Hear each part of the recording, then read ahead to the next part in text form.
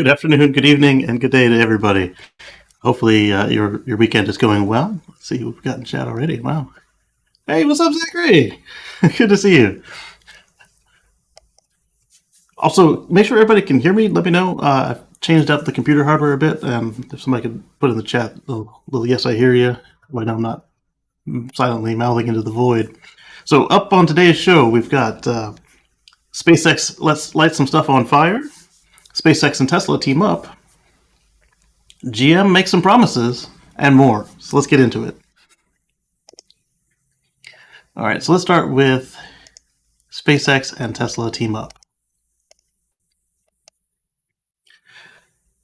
A couple of folks around the world, particularly in the US, have spotted some Starlink dishes installed at the Superchargers. What does that mean? That means you'll be able to use the internet from your car. They're reporting that the Wi-Fi network is showing itself as Tesla service, and as we've discussed here and on the Tesla Live show, it only makes sense that that you'd put in a network that the car already has the password to and already knows everything about. That way, when you pull up, it just connects and it's ready to go. They'll save them a ton on their AT&T bill or whoever their provider is in your country, and it also gives you a better experience because when you're at the superchargers, when you're most likely to do streaming video, and having a solid connection for that would be nice. Yeah, Eddie, it should be free because the Tesla service network is your car automatically connects to it when you pull in. That way they can download your software updates, do diagnostics, and everything like that. What's going on, Anders? Yeah, so what we've seen from this is the home folks are reporting anywhere from 200 megabits per second to a gigabit per second down from the satellite, and this will be as good as 5G could be. And since most of the cars still only have 4G, why not? And it'll say, like I said, it'll save them a lot on their cellular bill because they own, they own the connection, I should say. It's two different companies, but you know they're getting a primo deal. All right, let's see. Let's go on to another one. Yes.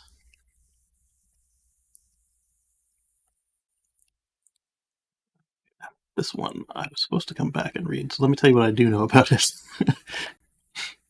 All right, so Tina Casey is writing a $1 billion bet on new clean technology that's not supposed to happen.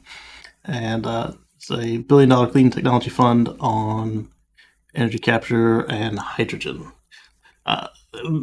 Aviation is the one place I expect that hydrogen stands a chance because they're kind of limited on both weight and storage. So the ability to refuel quickly and all the other advantages you can get from hydrogen, plus the fact that it's a lot easier to put the infrastructure you need for hydrogen at a couple airports than it is to spread out filling stations across the world, means it has a chance to actually succeed at hydrogen there. But as we talked about last week, you can just straight up put batteries on the plane and it'll still work. We're talking about the puddle jumpers up in Washington and Canada and Alaska that have converted a couple to electric, and they plan to do 20 of them by the end of next year. So that's... even hydrogen is losing in the skies, too. Let's see what we got here. The Tesla program is back, I believe, yeah. Let's see what they're doing this week with it. I'll do it in the same window here.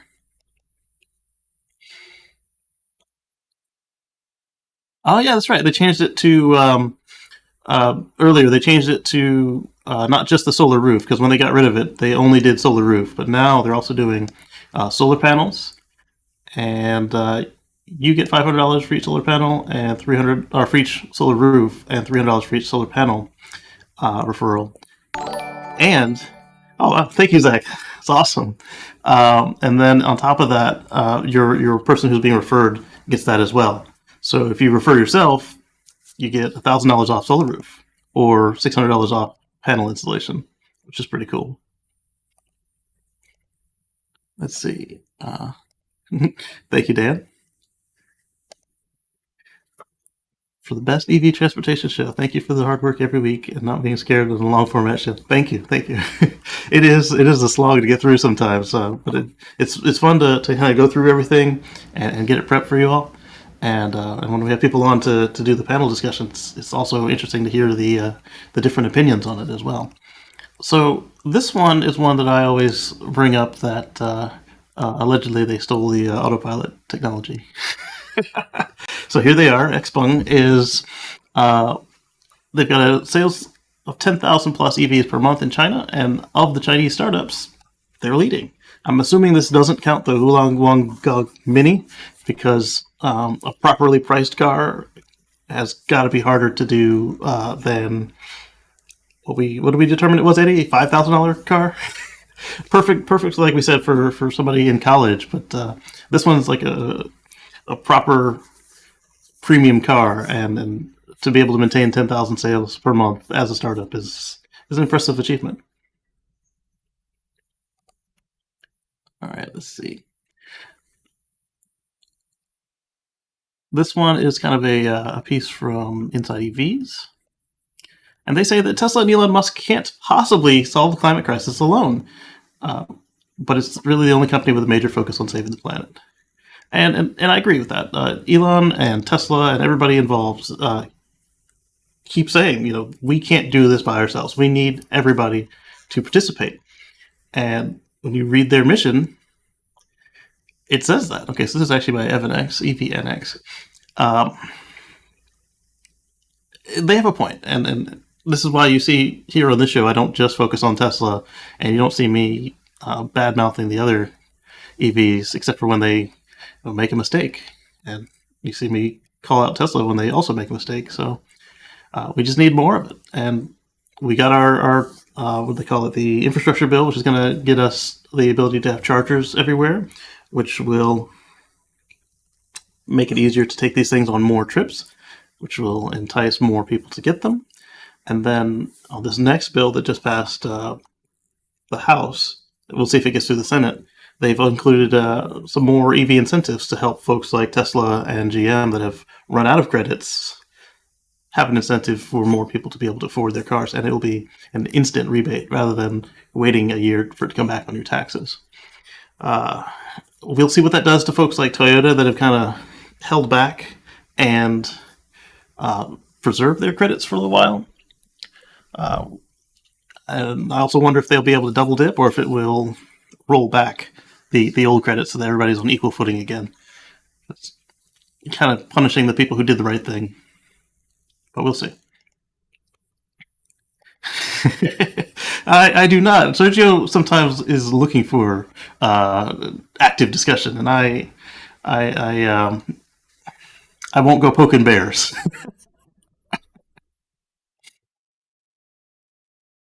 So, speaking of everybody trying, I don't know why Volvo doesn't just rebrand all the Polestar stuff.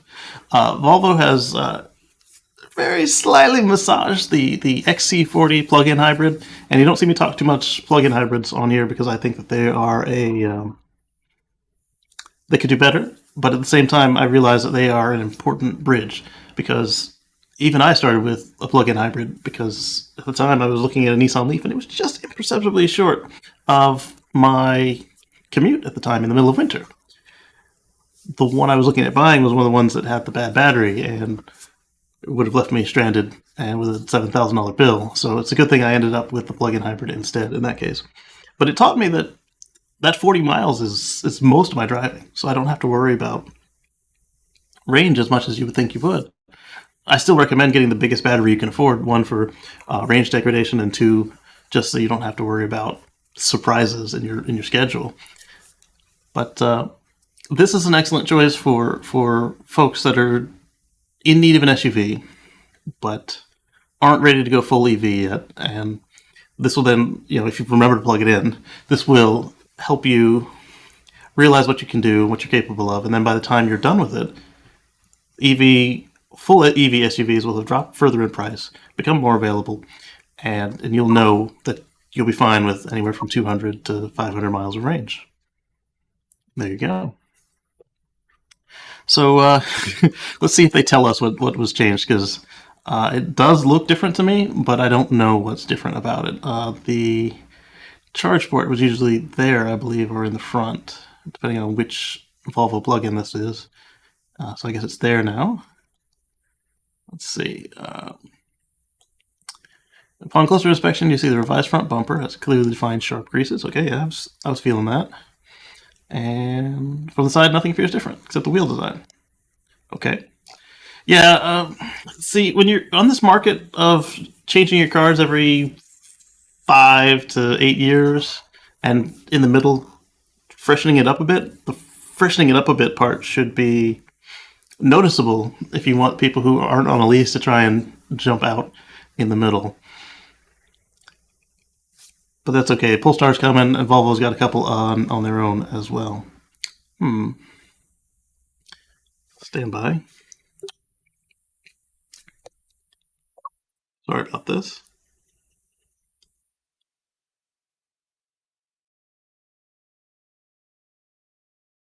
Okay. We'll deal with that in a minute.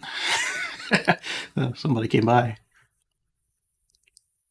All right, so this one is something that's not that big of a leap because babysitting a friend's Volvo plug-in electric. It can barely go 15 miles after a long time to charge. Nice massages. Yeah, exactly. It'll do you to get to the grocery store and back, or depending on how far you work from home. But it's mostly just going to reduce your gas consumption. As is. A friend of mine had the original one with 8 miles, and I was like, 8 miles, yeah? He's like, yeah, but my gas bill went from $100 a week to $80 a week. I was like, all right.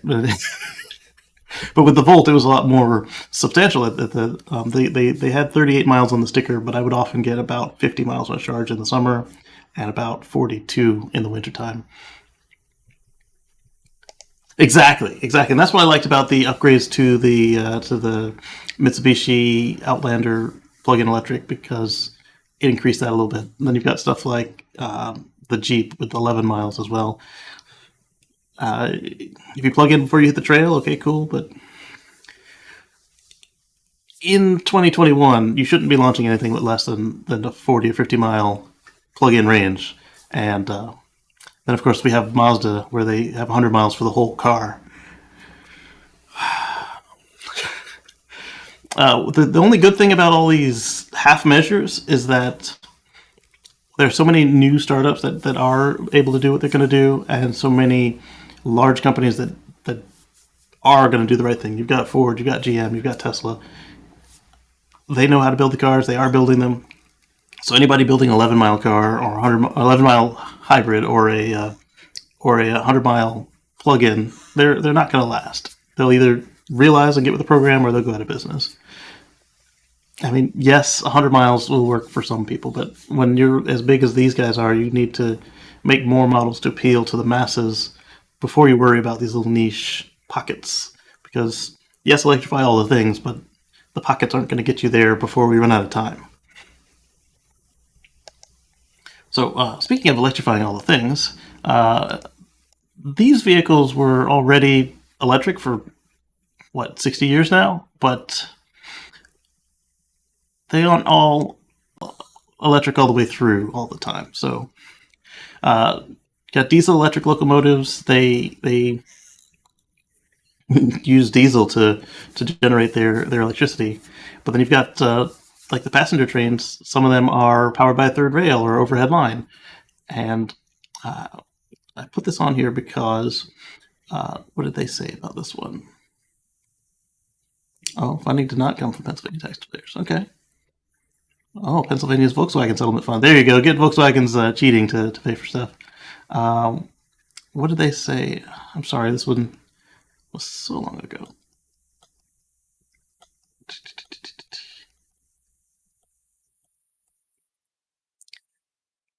I forgot how they said they were going to do it, but it's a fully battery electric train rather than generating the electricity from a diesel engine or picking it up from the rail. Picking it up from the rail is not a bad deal, except you're going to need to invest heavily in infrastructure and maintain it. Whereas when you bring your own electricity with you, there you go. I wonder if this is related to the one we talked about a couple weeks ago, where they had the solar panels on top to help top the battery off as well. You can't really do a fully powered solar train unless even the cargo cars are solar powered as well, but every little bit helps. And somehow I had this one twice. All right, so the modifications I did to the computer seem to have allowed it to let me open up all the articles at one time and quickly. This one, I touched on it last week, but I like it.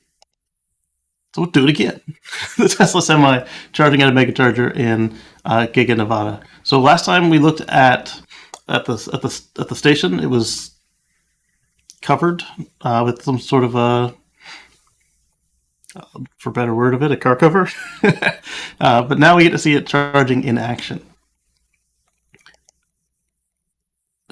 Cleverly, all the photos don't show the connection at all. So what I'm wondering is if the person who took these photos is a Tesla Semi employee. Because notice how cleanly the cable just kind of disappears and we don't see where it goes after that. The only other thing I can think of is that perhaps the driver said, hey, please don't include any pictures of the connection, because that's what they did in the past whenever mere civilians caught the prototype chargers going on. And I also found it interesting that, it's got the white and black Tesla motif, except for it looks like it uses the exact same red lettering as the consumer superchargers, where it's got the red Tesla at night when it's powered on. I don't know. You could probably do it in white and it would still look fine, but I don't know that you could do it in black without it coming out as purple. But I thought that was cool. Let's see if anybody has anything interesting to say about it. All right, so nothing new.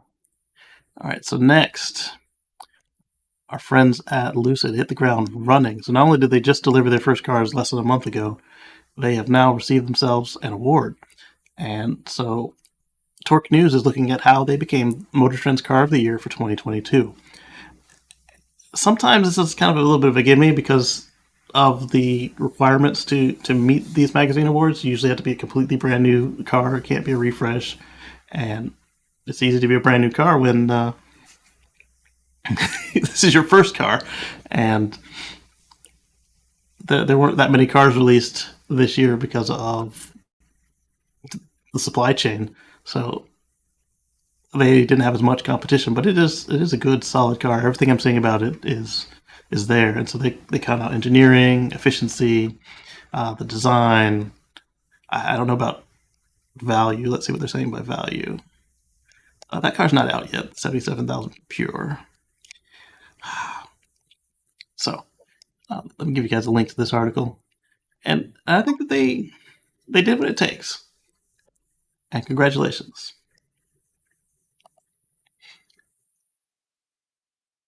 So that's the same thing here. So Drive Tesla Canada is reporting on new Supercharger fee structure. And we talked about this on the Tesla Life this week. And I think it has a chance to save folks money based on the fact there are more tiers to step down into. So now instead of being a high speed and a low speed charging rate for charging fee structure, they now have 4. So let's see. It used to be tier 1 and tier 2, and now they've got tiers 1 through 4. So tier 1 is below 60 kilowatts. So that's going to be everything but like the first couple of minutes at an urban supercharger. And then as your car is getting ready to unplug at every other supercharger. Tier 2 is from 60 to 100 kilowatts. So that's going to be when you first arrive at a urban supercharger and as your car is starting to heat up or get near finishing charging at a regular station, a Gen 2 or Gen 3. Tier 3 is when you first start charging, anywhere from 100 to 180 kilowatts. And I think that's where my car stops. It's the second highest tier for now, but you don't stay there for very long. And then tier 4 is full V3, which is 250 kilowatts. And What's mine topped out? 177, I believe. 177 or 179. So I would be in tier 3 all the time, unless they keep tweaking that software. And then tier 4, like I said, is going to be your Model 3, your Model Y, new S and X, and the the new Roadster, new Cybertruck. They're going to charge at up to 250 and hold it for a good minute. And as we see with the new Model S and the new Model X, they can hold that for about 15 minutes.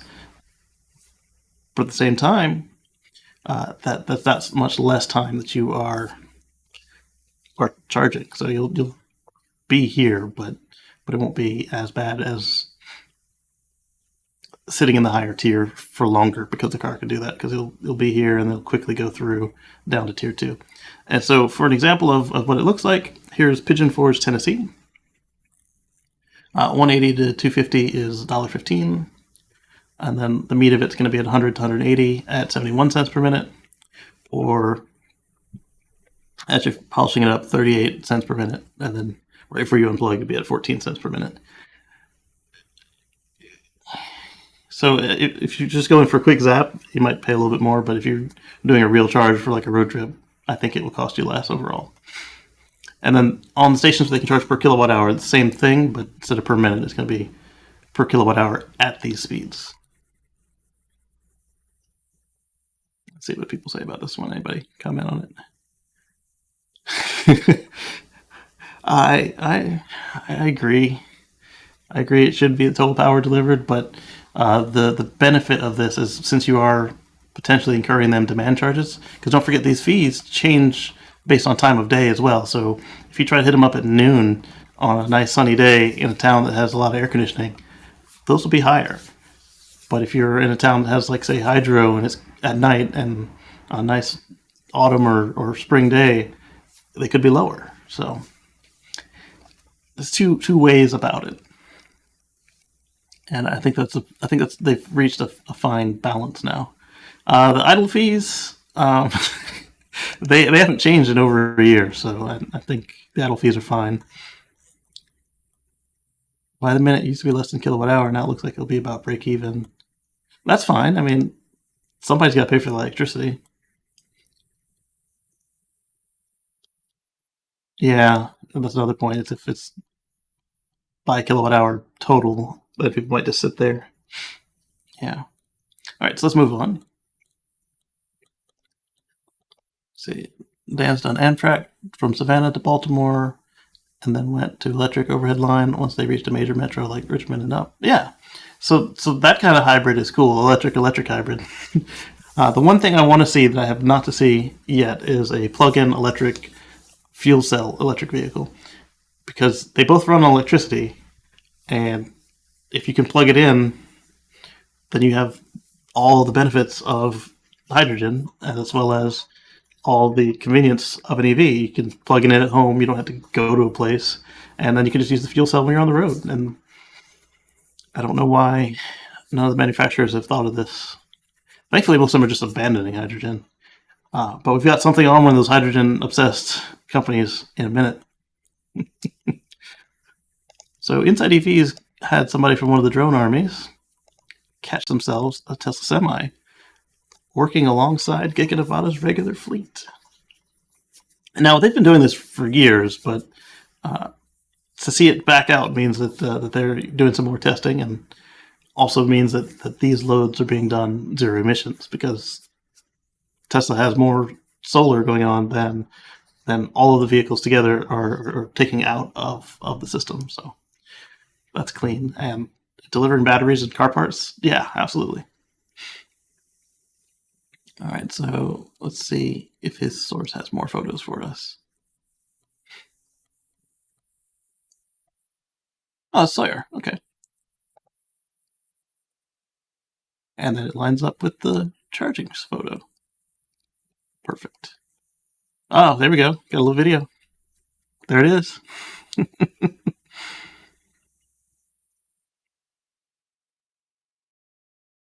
That is such a sleek truck. I cannot wait to see it on the road around me.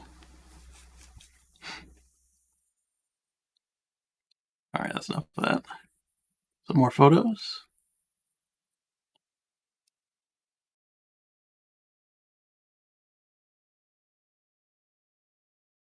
All right.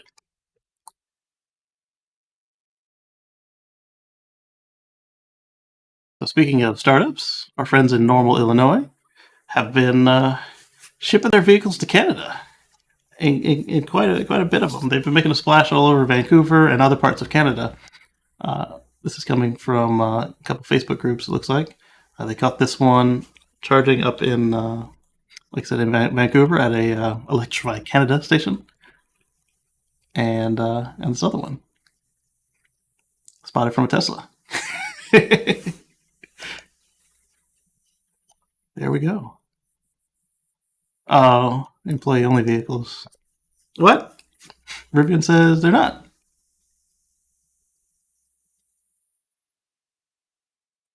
Oh, okay.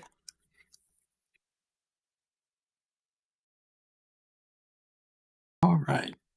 And this one, again, don't get your stock advice from a guy on the internet.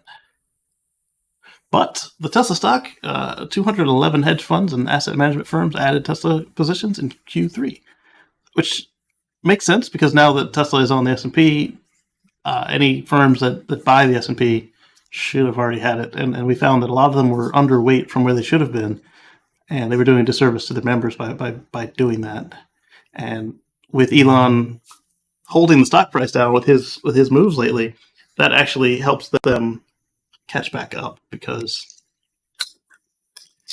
if they open themselves up to liability from the people who hold their stock in expecting that they are doing it the way that they say they're doing it, which is XYZ. So if Tesla is 2% of S&P, then they should have 2% shares of Tesla, and they were sitting at around 0.5% or less. I just converted one of my old retirement accounts to all Tesla because it was small, and why not? So I now have a few more shares than I had before. They were expensive. Because when I first got in, I bought in at $38 and $32, and they were tiny positions because I was a young new worker, and that's what that was.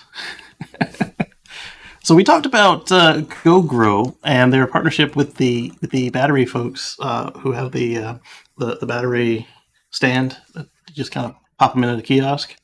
Well, they've now also formed another partnership with Gates for the they got a GoGrow carbon belt flow drive with Gates. They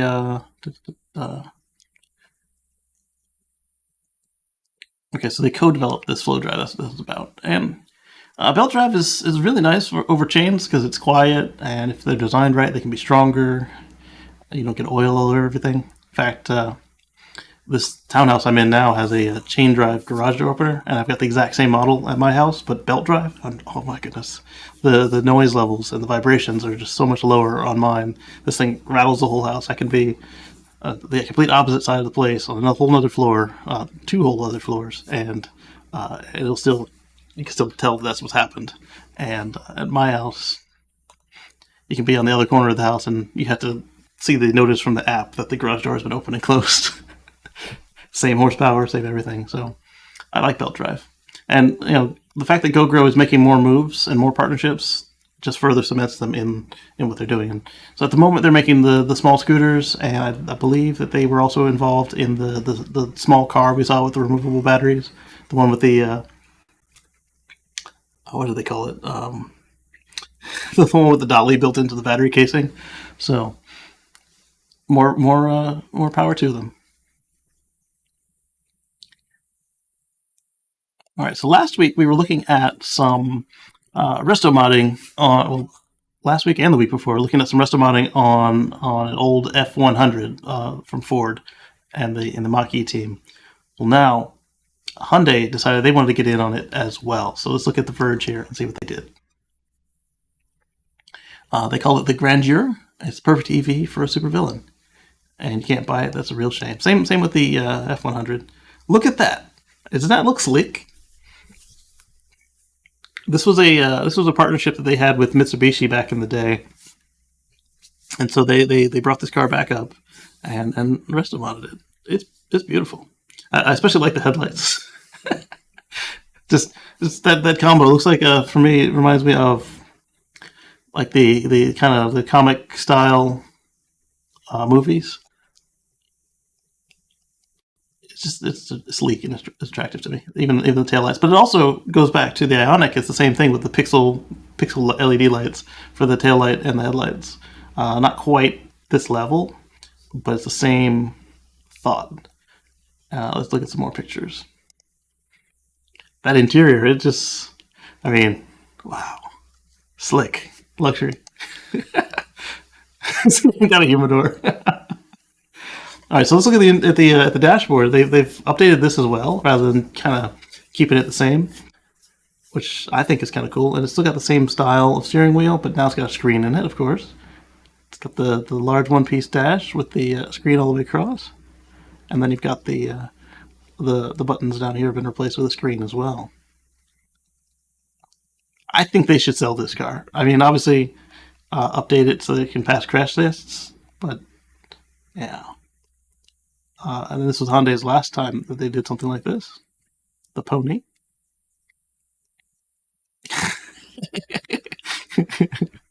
Oh, those vacuum tubes would probably be a bear to deal with. Both these cars are just opportunities for Hyundai to show off their creativity and their lights. Shame. Yeah, Green Hornet. That's what I was thinking of right there. That one. Yes. All right. So what are we looking at here?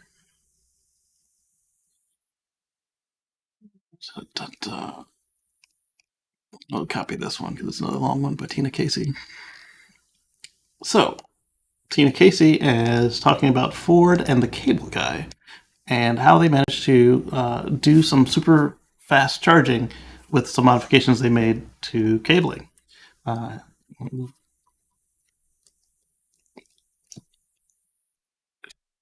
not sure how much of it is actually new compared to what everybody else has already been doing, like Tesla and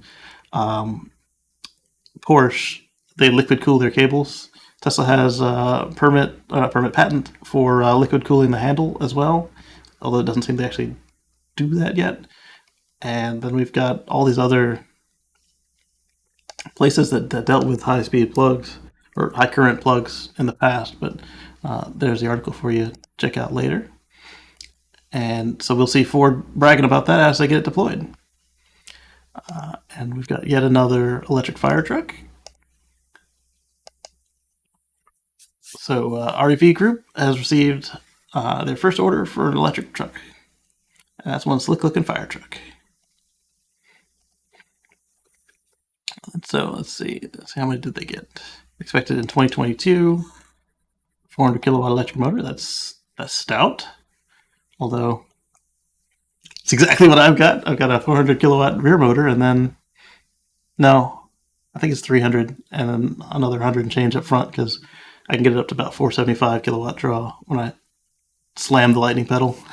100-inch wide cab. That's nice. Extruded aluminum body. No scuba in the cab. I'm curious where they put it.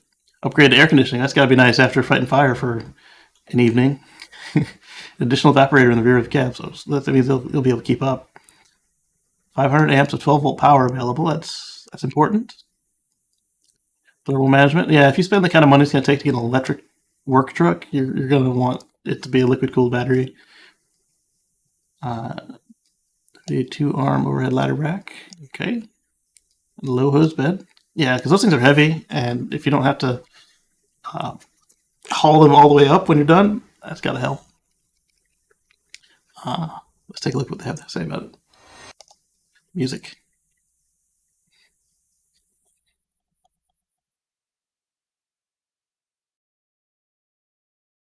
Of course, I probably should give you a flashing light warning with the fire truck. All right. 316 kilowatt hours of battery. That's substantial. And if you've got CCS charging, you can just plug it in when you get back to the station and you're good. You probably only charge it once a day, even if it's running all day. Not bad. Okay, so local stock components means that when it comes time to get your repairs done, that they'll be near you, and you often have repairs to do when people run into your fire truck and such. What's up, DJ Clay?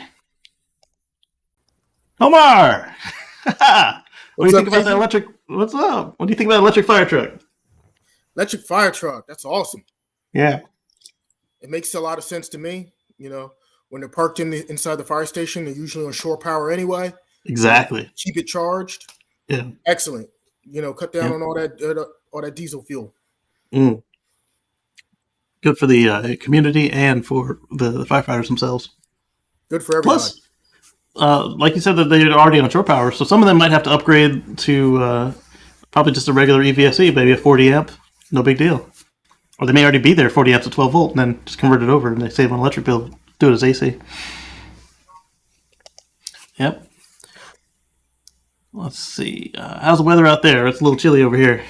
It's a little chilly here too. Oh, that's right. You're more north of me. Yep. All right, so next up, we've got our friends at I say our friends, the National Auto Dealers Association, NADA. I used to be a member of a member, but they haven't been very EV friendly, and hopefully that will start to change now. So they are working with ChargeWay to educate dealers about EV charging, incentives, and more. And there's our friend Kyle Connor. So what ChargeWay does is they educate folks on the charging stations, charging standards, charging speeds in a nice, easy to comprehend. They've got like colors for your connector type. So like Tesla is red, CHAdeMO is another color, and CCS is green. And then they've got numbers which show you how fast you charge. So a 6 will be a certain level, and a 2 or 1 would be like home charging. 2 would probably be like your 240, but the portable plug, and the 1 would be what I'm doing right now, just plug it into a regular wall outlet. And this will help them be less fearful, because that's part of the reason that these salespeople are just parking the EVs out back and not touching them. When you don't know about something, and the customer's asking you about it, like to see it, the next thing that's going to happen is going to ask you details about the product. And if you don't know anything about it, it really shakes your confidence. And there are some people out there who just kind of just BS their way through it, just lie to the customer. But most people are somewhat upstanding, and they don't, rather than lie to the customer or look like they don't know what they're doing, they'd rather just refocus you on to gas. And so if we can train them, then they can train the customers. I don't know how Kyle got into an EVNX. Oh, well, yes, inside EVs. Okay. And so here they've got, these nice kiosks that'll show you that charging is everywhere and what kind of speeds you're looking at.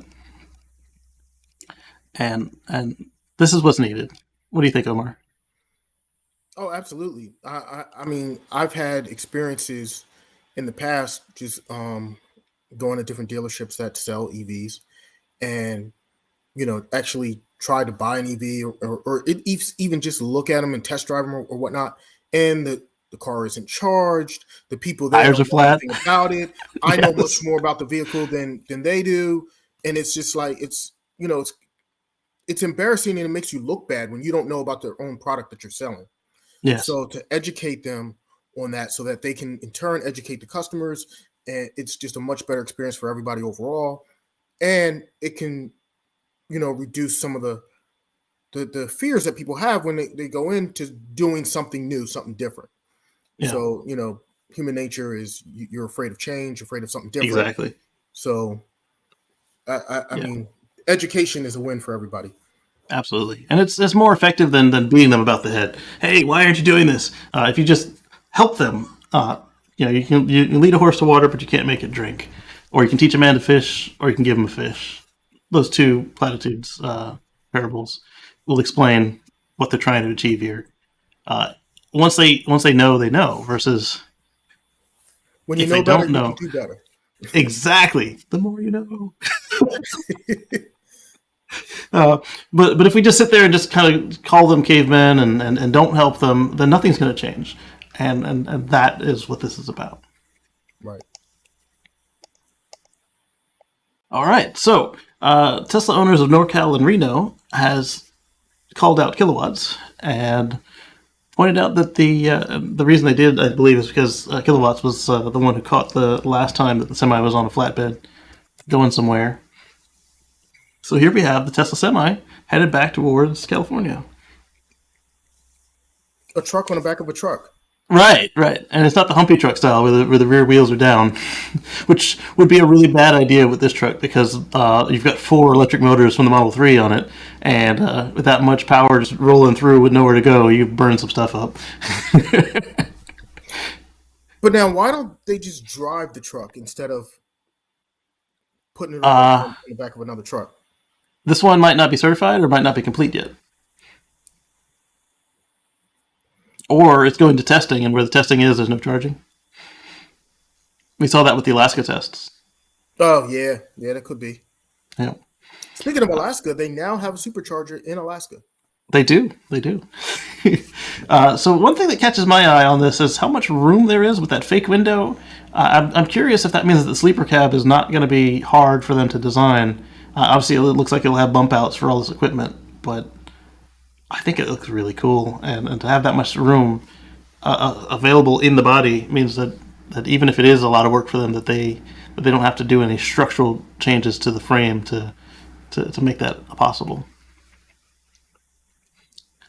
I think it would be kind of cool to have just a semi as a camper. I think it'd just be cool just to have some electric semis out there. I just want to see that part on the road. That part, yes, and functional. Yeah, my mom and her husband want to get one of these and do some of their own adventures, hauling freight across the country. All right. And so we'll wait for Omar's connection to come back. And what is this? Yes. So we'll save that one. There he is. Okay. So this Sorry one, about that. it's all right. I figured a connection drop or something. So this one is about Rivian. The Financial Times is reporting that Rivian has overtaken Volkswagen, and Lucid has overtaken Ford. But I think this is still people fear of missing out because they missed out on Tesla, and so now they want to get in on the next one before it takes off. And Rivian and Lucid both stand a good chance. Rivian's got Ford behind them, although Ford is no longer going to use any Rivian technology in their electrification push. But Rivian has made Ford a heck of a lot of money this month.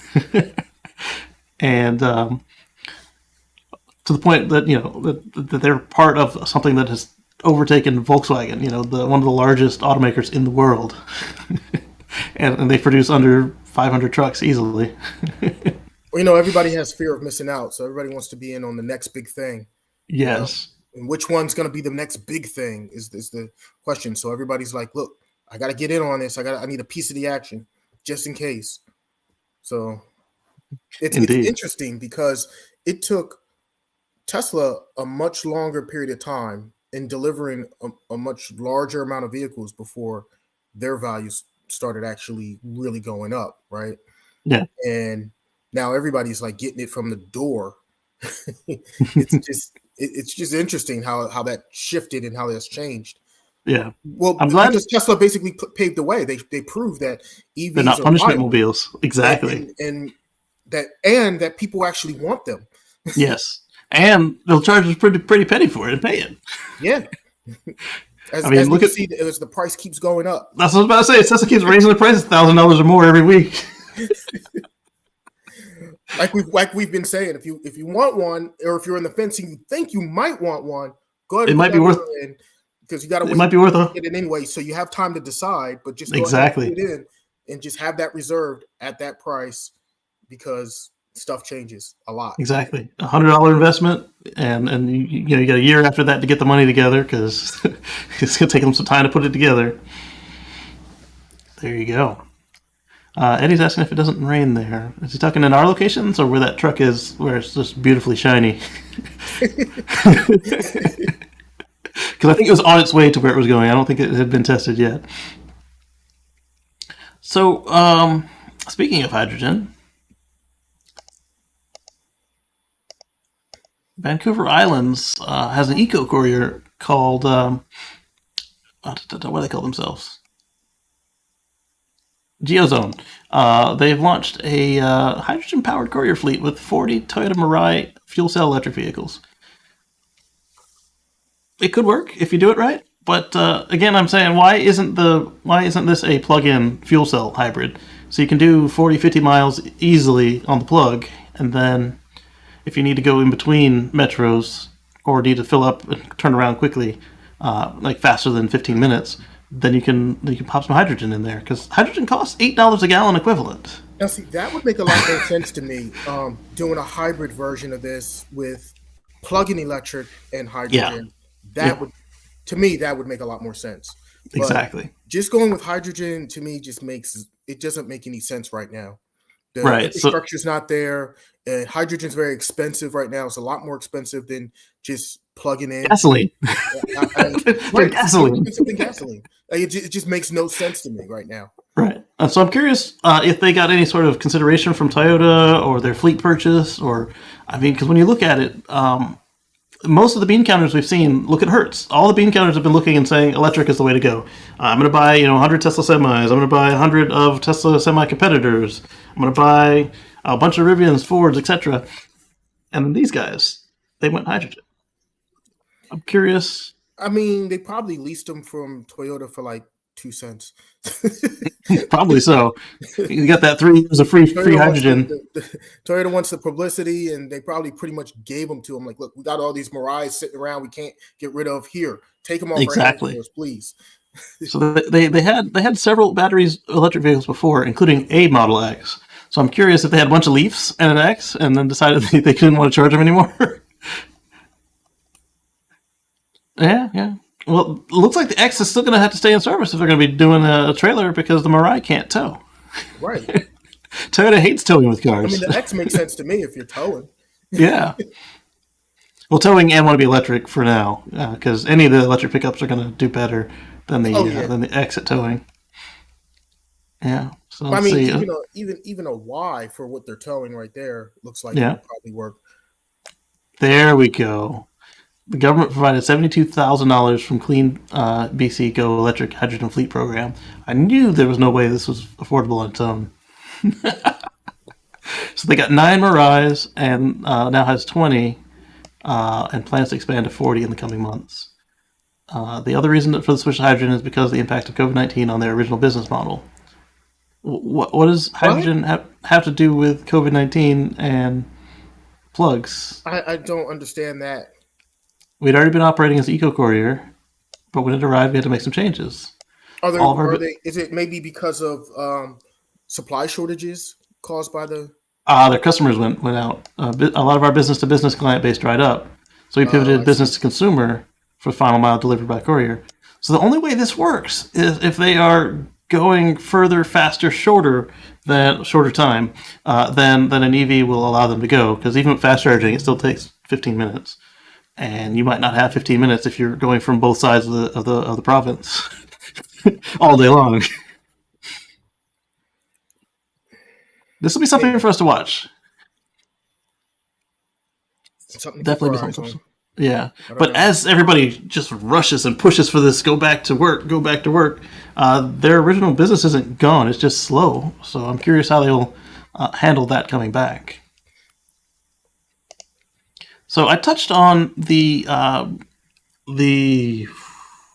infrastructure bill, and one other item that came up, this comes from Roadshow, one other item that was included in it is adaptive headlights are now legal in the U.S. Finally! I mean, that only took forever. Ever since they put Tucker out of business.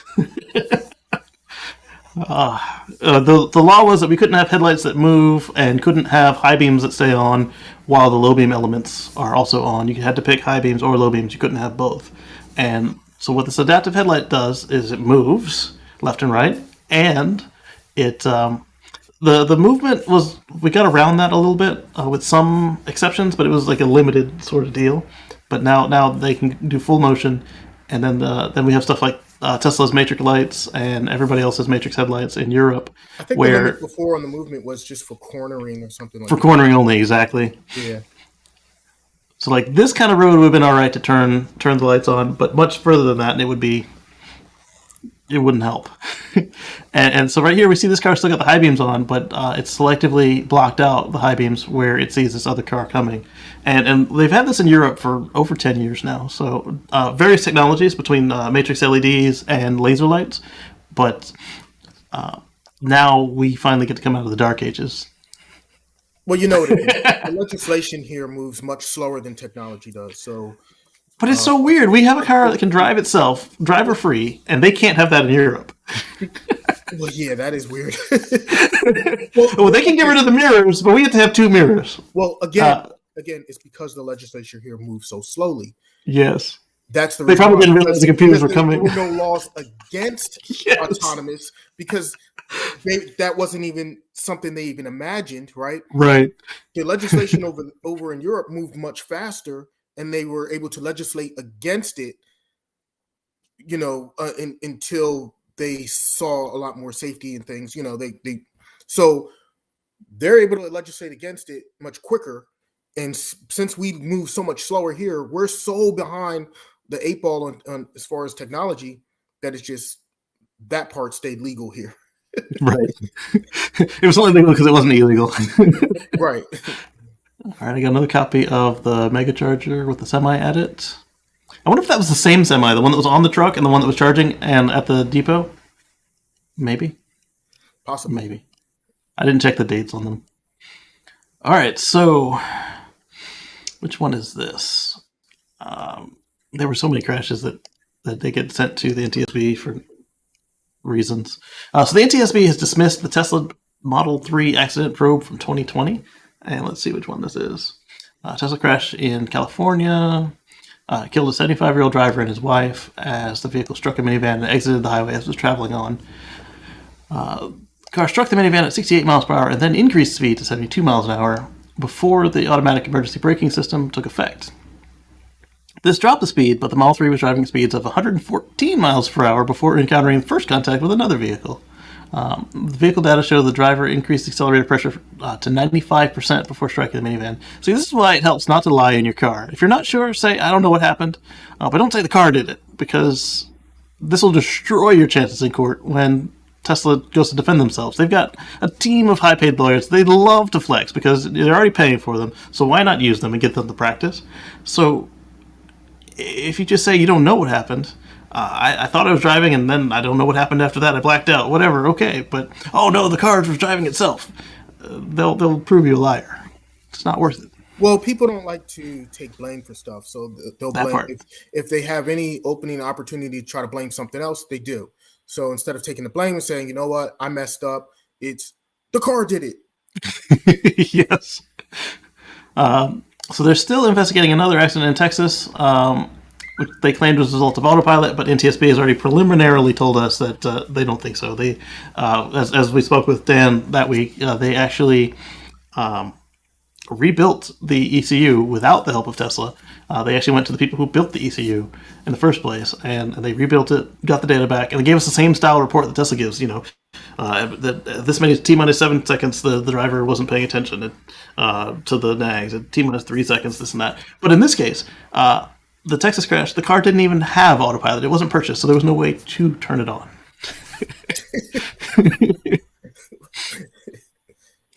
Yeah. Yeah. But in the other case, there was a case of the manual driver, human pilot, driving into stuff. The new Mirai does look way better than the old Mirai. That old Mirai was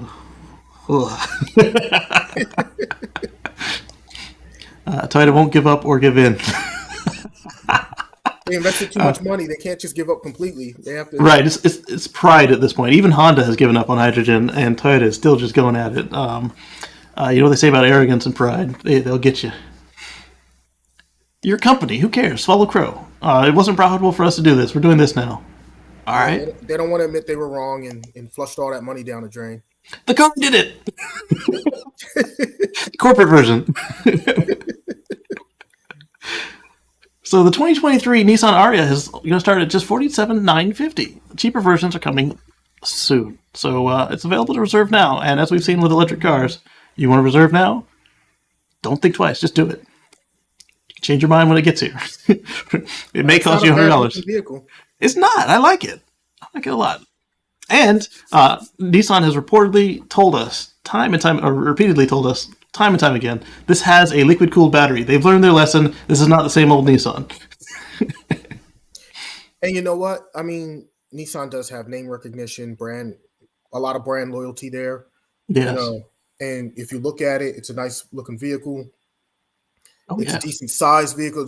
It's a full SUV. I mean, I don't know that I'd go at rose gold, but yeah. I mean, people want that form factor. People want, you know, and the interior looks comfortable too. The SUV form factor is very popular. I think this car will do very well. I think so too. Too many buttons for me, but color, but you know, yeah, maybe like a red or a black. Black would be nice. Mm-hmm. These will be a pain. Soft buttons, I hated the soft buttons on my Volt. Not a fan of that, but and those are right where your hands go, like when you're using the armrest. Yeah, you could easily. I could easily see people accidentally hitting those all day.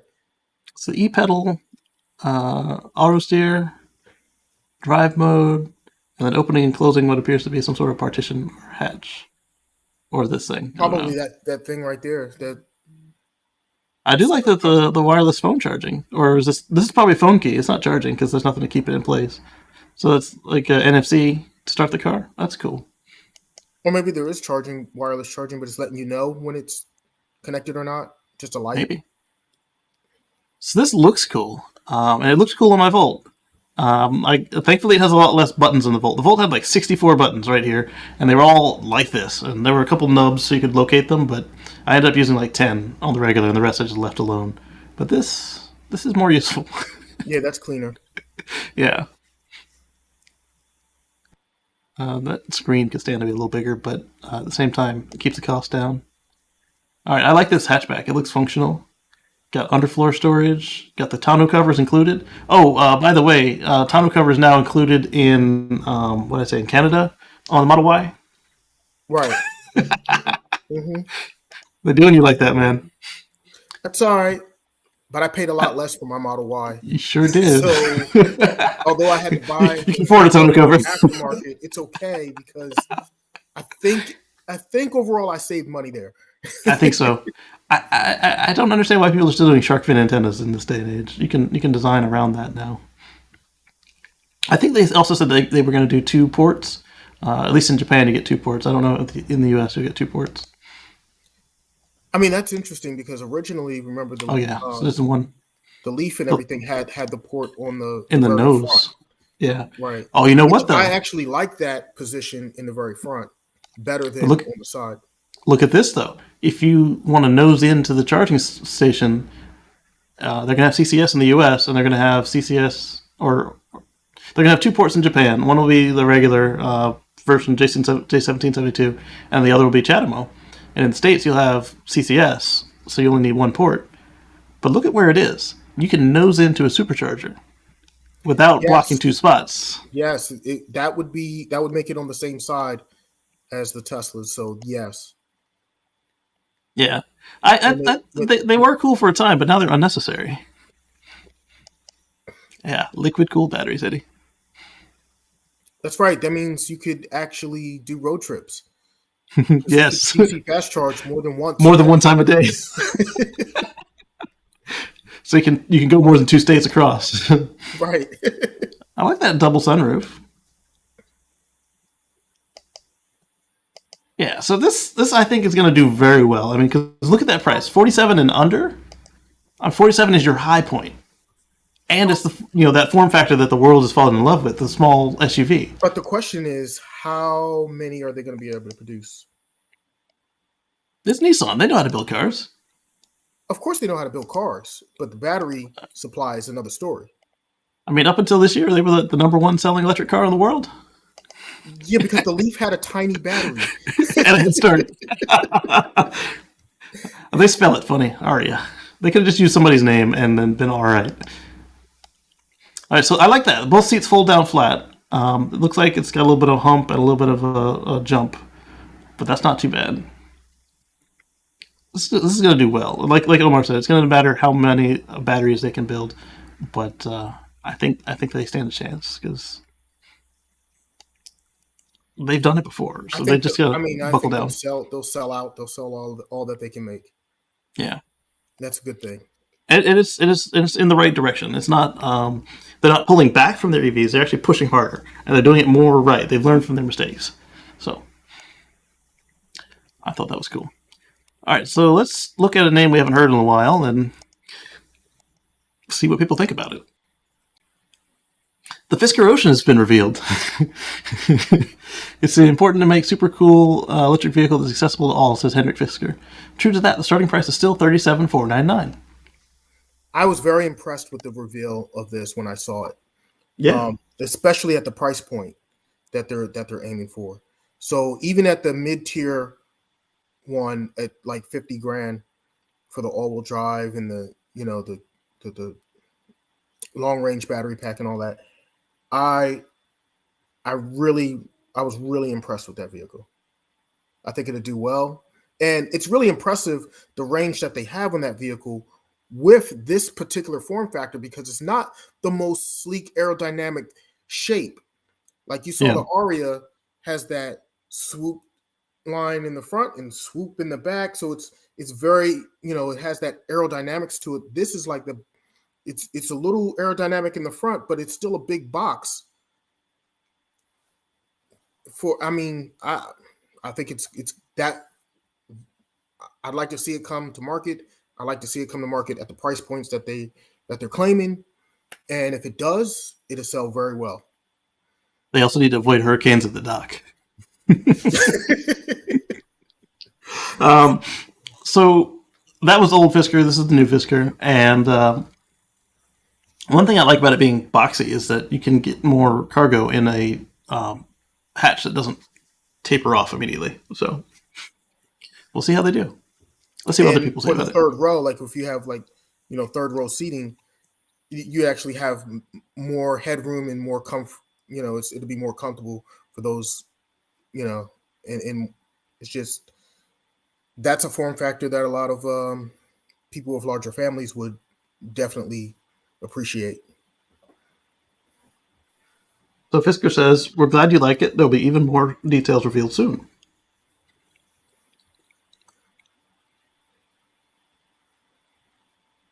Oh, that's just a random tweet they're showing us. I was like, what does that have to do with the Fisker? Nothing. Absolutely nothing. That it's also on Twitter. So Tesla hit another world record. They've sold 1 million EVs in California. Wait. That's a clunky title. They're California's biggest export, and they've hit a 1 million EV milestone. I thought they did that already. I thought they already sold 1 million EVs. Yeah. California. Oh, okay. California themselves has sold electric vehicles this month. So that's why I thought it was saying it first. 1 million in a month. That's impressive. Oh, wait. Okay. So that's California as a whole sold 1 million EVs in a month. Versus Tesla. Okay. So wait. So what are all the EV companies producing EVs out of California? We know Tesla. California residents have bought 1 million EVs. Oh, this month. Okay. Yeah. All right. Now this is making sense. All right. Yeah, that is cool. I mean, it's kind of clunky the way they worded that, but okay. It was terrible. You saw how long did it take us to parse that? 3 minutes. So they've sold 1 million EVs inside California, and obviously Tesla is a huge chunk of that because they're the biggest EV maker in the U.S. right now, and they're also California's biggest export, which we knew because when you look at the dollar amount and the fact that they're the only car maker in California, it's easy. Right. Yeah. And then we get a shot of Terra, Texas. Yeah. So congrats to Tesla in California. So I have a feeling they'll be passing that 3% mark real soon. Yeah. All right, so Inside EVs is telling us what they know about the Aria. Let's see, 63 kilowatt hour usable. Here, let's do this. Oh, I can't do that. Darn, I was going to do their B-roll footage while I went over the stuff with you guys. So let's do this. So what do I say? It's going to have 63 usable kilowatt hours out of 66 on the entry level, and 87 kilowatt hour usable and 91 total on the Plus model. And the good thing about them putting in the reserve like that is that your range shouldn't drop as much over time, assuming that they do their reserve from the bottom and not, or from the top rather, and not as a percentage of the entire lifetime of the vehicle. So that way, towards the end, you'll be using the whole pack, but in the beginning, you'll have that 3 kilowatt hour, 4 kilowatt hour buffer.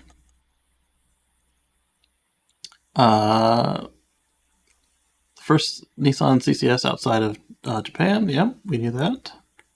This fall. Running out of time. We're in November. The end of November. Wait, that's next fall, 22. Oh, next fall. Okay, 22. Okay. I've already rounded up in my head. Good catch. Here we go. We've got ranges. 300 miles for the 91 front-wheel drive with Venture Plus trim. 285 for the Evolve Plus.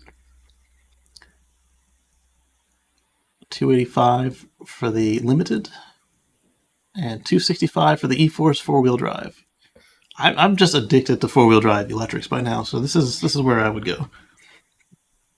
Yeah, I've been spoiled. Yeah, at this point, I'm spoiled. I can't do two-wheel drive, but it's not a requirement. It's just the preference. problem. Okay, so the problem that I see here is under 300 miles of range. A lot of people are looking for that magical 300 number or above. They've got it on one trim for a vehicle that hasn't come out yet, and that they're not looking to come out for another year from now. That's gonna,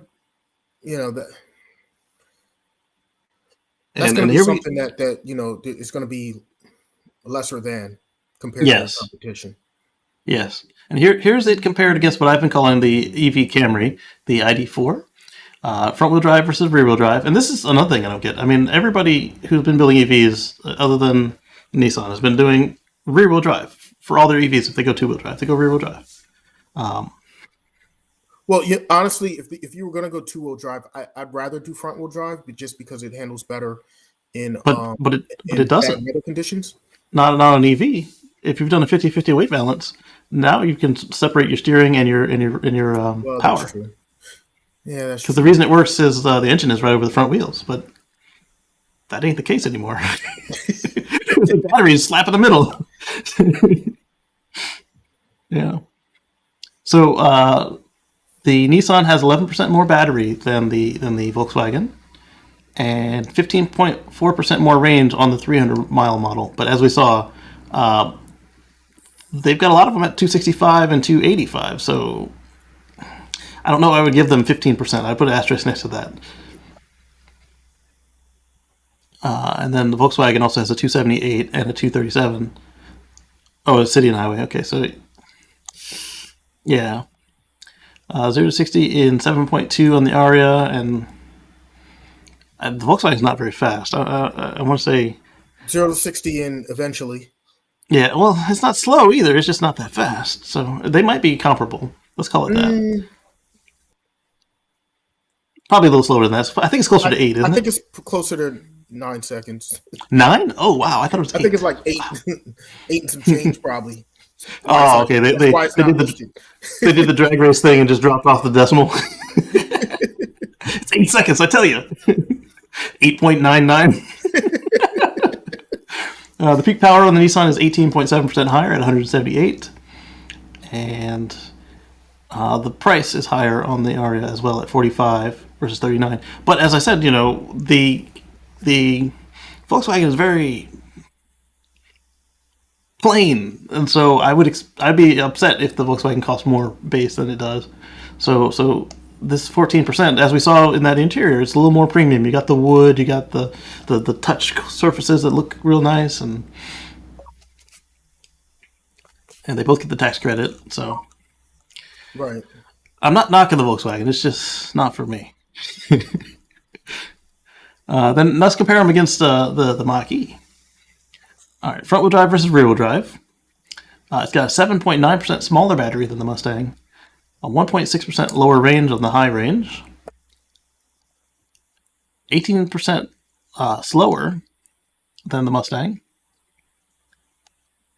and it's got 17% less power than the Mustang. At the same time, though, the Mustang is marketed as a performance car. The Aria is not. True. So I would rather save that money and get it in the interior if I'm looking for a nice, comfortable family vehicle. I mean, Something like the ID4. If you're comparing the Aria to anything, you should be comparing it really to like a Nissan Murano or something, because that's really the same type of people that buy the Murano or the same type of people that probably would buy the Aria, right? That's like the market that they're going for. But at the same time, if you're in the market for a compact SUV and you decide you're going to get electric, you're going to have to look and see what's out there and which one do you pick. True. And so that's where this comes in, because the competition isn't other EVs. The competition is fossil. So now they've decided not to go fossil. Where are we going to spend that money? Right. But again, Nissan has that brand recognition. They do. So for people and they've been building electric for a while. People that love Nissans, and they're like, oh, I'm looking for an SUV. Okay. Yep. They have the Murano. Oh, but they have this Aria. Let me take a look and see what that's all about. And if they're just looking, if they're already at the Nissan dealership on the Nissan lot and they're looking at Nissans and they decide to go with the Aria instead of the Murano, well, that's a win for EVs, right? You exactly went over and and converted someone from a gas driver to a electric driver. So exactly. And then when you look at it, the Nissan shopper is more likely to cross shop against Honda and Toyota than Ford and Volkswagen. There are people who will, but a lot of the folks are just in those three cars. And so to be able to do this is a plus. And then, as it is not a performance car, it costs 8% less than the Mustang. 9% with incentives. Nice. There's the footage again. I think this is going to do well in the market, and I have no reason not to recommend anybody to look at them right now. I say go for it. It'll do well, I'm sure. Oh, yeah. So we were talking about previews of the Kia EV9 concept, and we got like a shadowy square with some lights coming out of it. Well, they have unveiled the final picture, and Autoblog has got it for us. I was saying I like SUVs with squares in the back. This has got it. That's definitely got squares. that's that boxy look there. Yes. So the question is, what is it really going to look like when it's done? I mean, I think this is probably going to be close. It probably will. Because Kia is not afraid of some out there shapes, and I think this would sell well. So let's see if they tell us anything else other than what it looks like. But first, let's look at it. I mean, look how well the Kia Soul did, or the what was that other boxy vehicle? The Scion XB, or yes. I mean, it charge port in the right rear. Some people like that boxy look. They do. It's not my style. It's not for me, but I like it in this color from this. But I see the usefulness of it too, because if you look at that cargo space. Whoa! So the doors open that way. I like that. Okay. It also means you can't use it for Uber, because if the front doors can't open separate from the rear doors, or the rear doors can't open separate from the front doors, they consider that a demerit. Well, can they though? It doesn't look like they can. I don't know. Well, if they thought of that, then we're good. I mean, you can. Well, yeah, no, they probably can't. All right, that's not going to make it to production, but I would love it if it did. It's a square wheel. You can't call it a yoke. You know what? There's no pillar in the middle, so yeah, they probably can't open separately. Yeah. Shucks. I wonder if this will make it. I mean, because as an EV, it doesn't need all that extra gas crap. And camera mirrors! Look at the camera mirrors. It's interesting how they're doing the vents now. They're trying to copy Tesla. Yeah. I don't think it will change much, but some of these things don't look like they will pass into production. Like those pedals. The pedals aren't going to be pretty like that. They look like they'd be easy to keep the interior clean too. I don't know how they'd handle the mat with the snow boots and stuff coming in. Not that all of our viewers have to worry about snow. I do. You and me do. All right, so hopefully it comes in looking something like that, but we'll see. So Honda hasn't made any real commitments to EVs beyond the e-up and a couple other token moves, but they want their suppliers to reduce their carbon emission. And apparently Toyota has also made similar requests this year.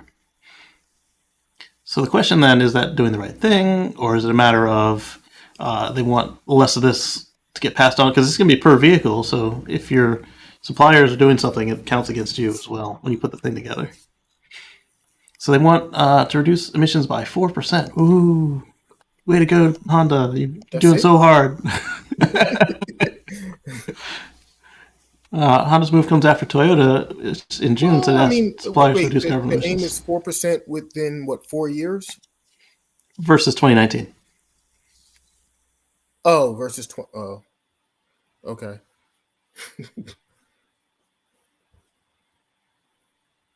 So it's not even against today. Like 4% from now. No, 4% from a while ago. Which they're probably already halfway there. Probably so. Okay, let's see what we've got now. Way to set the bar low. Right. So that's what I was saying about who's going to make it. Doesn't look like Honda's going to make it. Probably not. All right, so Tina Casey is writing another article. I'll probably end up pasting that in the chat too, because she writes long form. And let's see. This one, she's writing about EV charging stations. There's more of them than gas stations. Then what? So gasmobiles will be in hot water as gas prices spike to new highs, while GM and EVgo push the U.S. EV charging network into overdrive. And Tesla. Right. The largest single charging network in the world. The biggest one. The biggest network out there right now. Right. She writes about them sometimes, so she knows they exist. The ink is barely dried on the infrastructure bill when along comes the EV charging company EVgo, which I've had good experience with them in the past. And I've had mixed experience with them, but okay. Right. Oh. My sugar's become disconnected. So in 2013, Clean Technica took a look and see what would happen, and I think this was an interesting premise, and I'm going to share it with you all in the chat. Take a look and tell us what you think.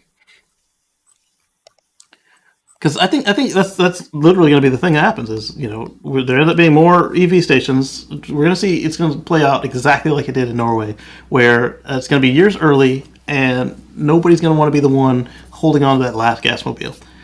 They're taking vacations to mainland Europe to sell their gas cars when they're done. Nobody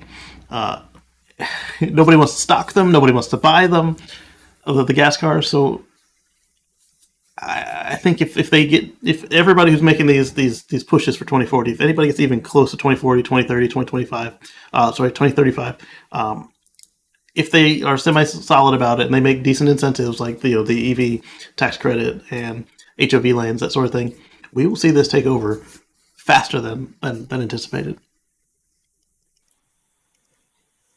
Well, it's kind of like that, that S curve, and yes, when it's exponential down to it, a lot of people think we're already like way up here on the S curve. No, we're still at the bottom. At the bottom. It's gonna hockey stick up, and it's gonna go nuts over the next few years, within the next 5 years, because as the price gets a lot closer to parity with gas vehicles, as the charging infrastructure gets built out, and as more people become educated about EVs, they're just going to take off like gangbusters. Exactly. It's going to happen. The only way. So Tesla has updated the mobile app a couple times. We saw at Halloween where they had the the ability for you to view your Sentry footage and talk back to the car if your car has both Sentry mode and the pedestrian warning speaker. Hopefully those of us that don't have an external speaker will get it soon. But here's something that we do have. You can now customize the quick links that happen on your app when you start up the app. So right underneath your car, you have 4 buttons. And they weren't always the most useful for most people. So now you can put what you do want in there. I think they have a picture of what you can pick. There we go. So instead of the charge port, you can move that to be Sentry mode on or off. Turn on and off the climate. Open the trunk, close the trunk, or open the trunk, sorry. Honk the horn, vent, summon, start, and defrost the car. I think I'm going to put the defrost the car one on there. Because mine actually asked me yesterday, hey, you haven't customized your buttons yet. I'm like, yeah, I didn't feel like it, but that one is appealing to me, the defrost the car button. And that's with Tesla app 4.3. What version of app do I have? Let me see.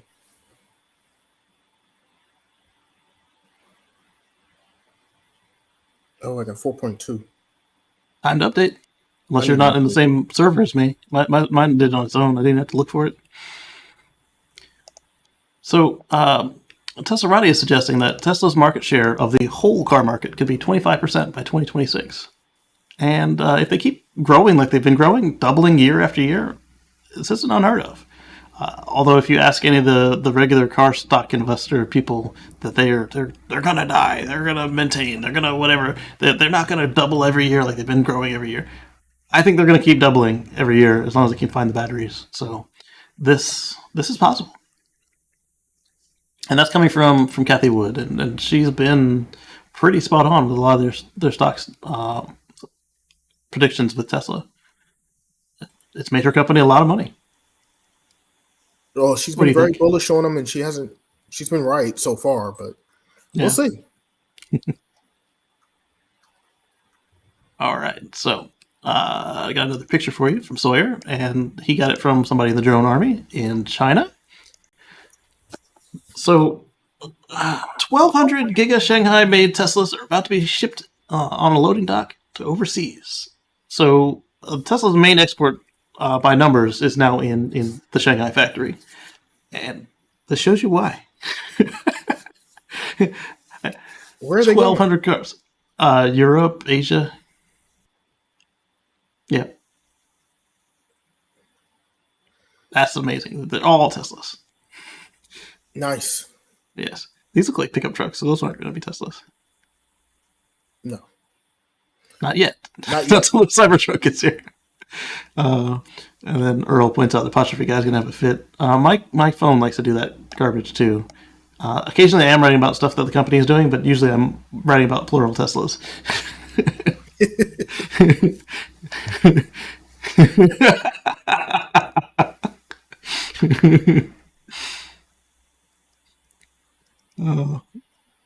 Okay, that's enough of that. So, on that same vein, we've got more photos from the same place. Here's another angle. It looks like even in China, the free color is the way to go. I mean, that's not a shocker. These aren't Teslas either over here because they don't have glass roofs. There's a little bit more red than I would expect. You don't see too many reds here in the States. But red is a good color in China, isn't it? So that's like good luck or something. Right, so it's worth the extra $2,000 over there if you want good luck. There's more blues than I expect as well. But there's a lot of grays and a lot of white. Hey, it is what it is. I like the gray color. I think it looks good. It does. I almost picked it for mine until I saw that they were canceling my color. I was like, yeah, let me get one that nobody else can get anymore. Unfortunately, you can't tell the difference between it and regular black anyway, so. I know. And if you see my car clean on a nice, bright, sunny day, especially if it's parked next to a regular black car. Next to another black side by side, you can tell, but. Yeah. So our friend Twa is really into Buc-ee's, and now we can go visit with her because as reported here by, I clicked the link. Let me reshare. You never know when it's going to open a new window. Because 26 new Supercharger locations at Buc-ee's, which is the largest, cleanest gas station, is how they advertise themselves. Like, the restrooms are really clean. And so across 7 states, they're going to bring 27 Superchargers to Buc-ee's. The letter of agreement gives Tesla the authorization to build at all 26 stores on the list, pending an agreement with the owner. The letter was signed by the VP of Buc-ee's on September 21st. Well, that's great. I mean, and we've Yeah. seen this happen with Wawa and with Sheets and Royal Farms. Mhm. Right. So that's fantastic. Yeah. I wonder if they're going to do come and go in Canada. I hope so. Yes. What about all the different, they... Yeah, I think hotels and gas stations get the highest ranks when I'm doing my Supercharger reviews because they're open all the time. And you already have that road trip mentality of I'm going to go to the station. Now you can just keep doing that. You don't have to change anything. So 3 of these are already been permitted, and here's the entire list And like you of said, stores. Buc-ee's has been known for clean restrooms, so that's always Sometimes you important on can't a find road a clean trip. restroom, so that's good. Yes, exactly. So you got a lot of them in Texas, Alabama, Texas, Florida, Georgia, South Carolina, and Florence. All right.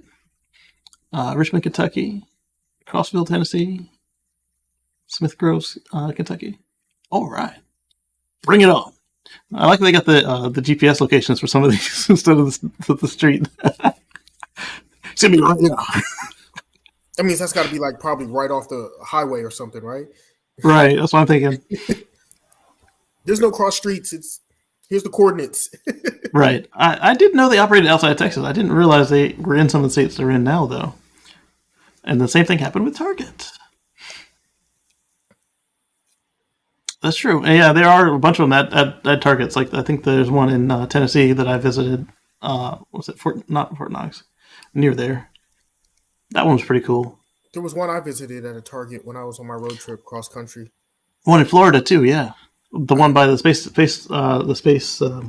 Kennedy Space Center. There was one in I'm trying to think, was that Iowa? I think it was Iowa. That was at a Target. Hey, the more places, I don't see why you wouldn't want a customer who's going to be there for 10 minutes to 90 minutes, depending on how much charge they want. Because if you fill up to full, you're looking at 90 minutes. But most customers are going to be there for 15 to 30 minutes because they're on a road trip. So that's enough time for them to go to the restroom and get some food. And if they want to stay longer, or if they've got more capacity in the battery and you have some appealing items for them to look at, they might hang around and shop. Yeah, might do a little shopping. And if you're open 20 hours a day, 24 hours a day, what's wrong with having more customers come through the door? So we talked about the Bright Drop vehicle, and I still haven't seen anybody buying the automated containers version. But now Merchants is joined in with Verizon to buy some of these vehicles. Cool beans. So I want to see now who buys the automated lockers and what the use case is for those. Because I totally understand an electric van. I would like to see who can justify the autonomous cargo containers. Range of up to 250 miles. It seems like more like of a solution looking for a problem, but yeah. I mean, I don't want to knock it. I just want to see what it's used for. But I totally understand what you use the actual truck for. It's a truck. Right. Yeah. And it's electric, which is even better. Right, so you got the Merchants. Electric delivery vans, I'm all for it, 100%. Right, absolutely. Those little small autonomous little thing, I don't know what the containers. I mean, and they're not all short vans either. Some of them like this one are really long. Yeah. Good. Absolutely. All right, so TeslaFacts on Twitter is reporting that the Gigafactory in Berlin has produced a few Model Ys. 3 brand new Model Ys are spotted exiting the factory in Germany. All 3 made loops on the test track. very likely locally produced calibration units. They don't come in triples and don't use the chest track. That's true. The calibration units are usually one pieces. So it came out 3 of them. 3 different colors. A white, black, and a red. It's kind of cool. They just have an outlet. And just, Could those possibly be the first ones that are going to be delivered? Or no. would those be used for, I don't know, crash test or something like that? These are definitely going to be crash test vehicles, yeah. Crash test and make sure that they conform to the local standard, and that the factory is conforming to the law as far as how they're supposed to build the cars. This is going to be awesome.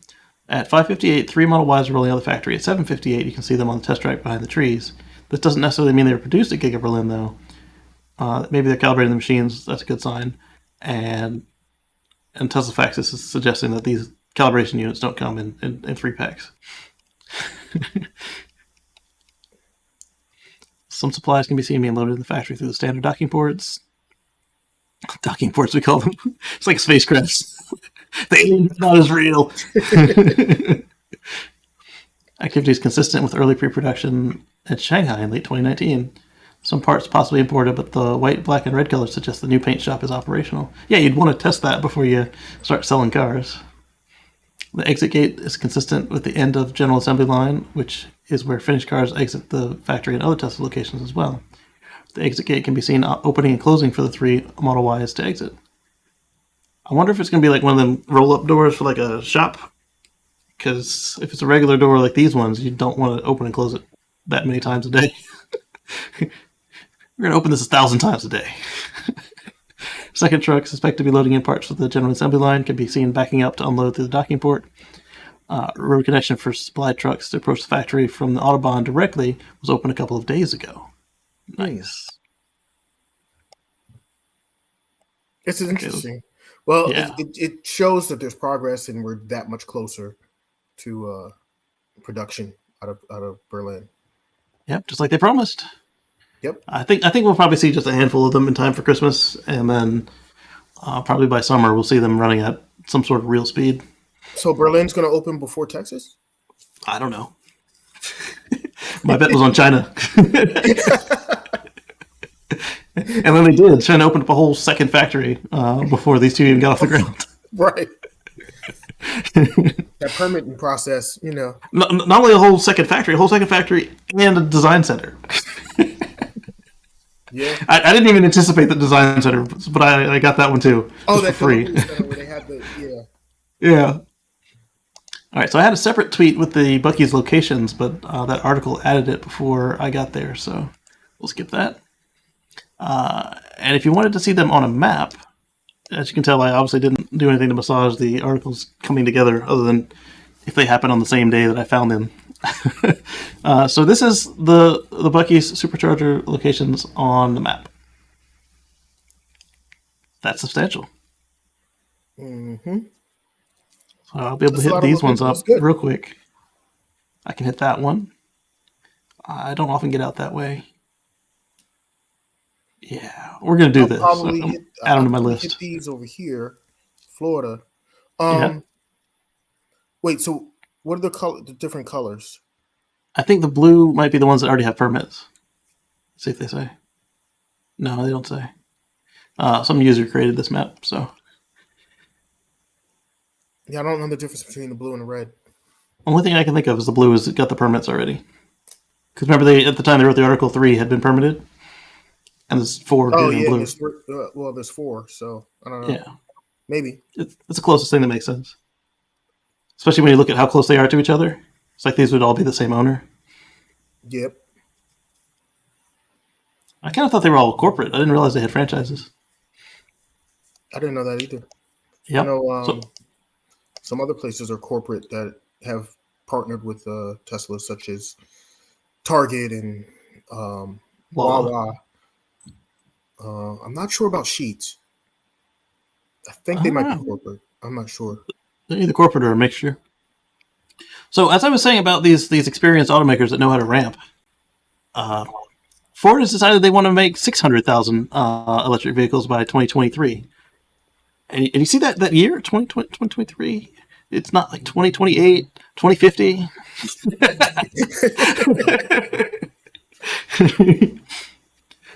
I mean, So that's interesting that they want 600,000 in 2 years, because yes,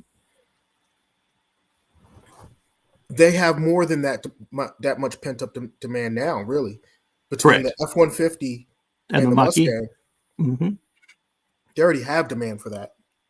Yeah. I wonder if this is when their battery plant is going to open up, the SK plant. Yeah, what do they call it? Possibly. Blue Oval City? I mean, batteries is the limiting factor, right? Yep. So let's hear it from the man himself, Jim Farley, CEO of Ford. It's a big moment for the auto industry.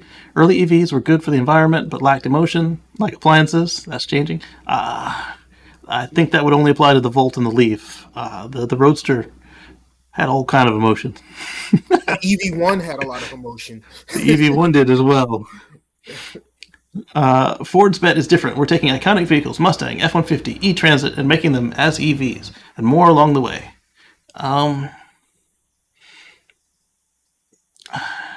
I don't agree with everything in that statement, but I'm glad he's doing it.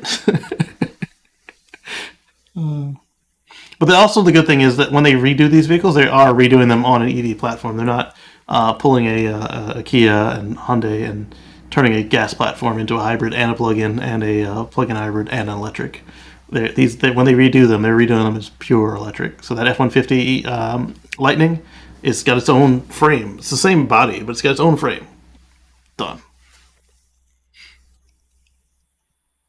Let's see what else he says. We're approaching it like we did building ventilators and PPE for COVID.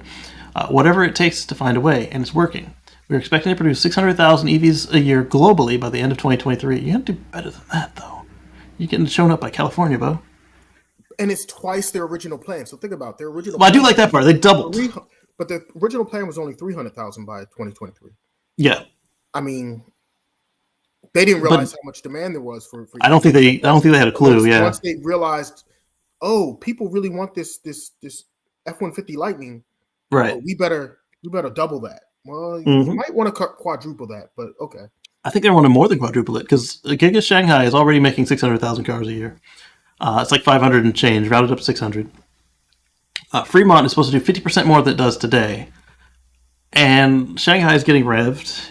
Then you've got Berlin coming online, which is bigger than Shanghai. Then you've got Texas, which is the largest ever. Everything's huge in Texas. Right. So I agree with that earlier Teslarati article saying that Tesla is going to be 25% of the total market in 5 years. Why not at this rate? If Ford is trying to catch up with one factory for the whole world. Yeah, all of their production total is going to catch up with one factory. Right. And I'm not pooping on Ford. They're doing the right thing here. It's just they could do more. Wait, wasn't it Ford that said, or was it GM? It was GM that said they were leading. Oh, that's right. GM said that they were going to be the leaders in all of EV production in 2025. In, 4 years? 2025. Yep. Okay. Well, we see at least Ford's making. We see their efforts moving towards it. What's GM doing? We're going to talk about that.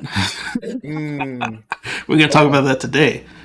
Oh, wait, here we go. Let me switch to his tweets themselves rather than copy this. I'll close that. Move it back into the one we're already looking at rather than open a new one. It's just less button clicking if I do it this way. Yeah, I know. I already liked it. So big moment, blah, blah. Our current lineup is wildly popular. Mustang Mach-E on 3 continents. F-150 Lightning has 160,000 plus reservations, and the E-Transit will be huge in Europe and North America. Our job is now to meet demand. Okay, so they're in Model 3 ramp stage right now. They're going to have to bet the company on this thing. But here, that's before Blue Oval City and other EV sites come online. So they're planning to do more than 2x. They're 2xing with what they have now by 2 years. So they're on the right track. I like this. So see what I'm saying about being a good, smart consumer of news and going to the source? I would have missed all that if I stayed with the reporter, because that wasn't in there. That's key. We aim to become the second biggest EV producer within the next couple of years, so they're not even trying to be number one. even they know they're not going to be number one. Let's get to second before we worry about toppling anybody. I wonder who they think number one is, though. Is it the one they ever mentioned, or are they talking about GM? I think it's the same one that's number one right now. Right.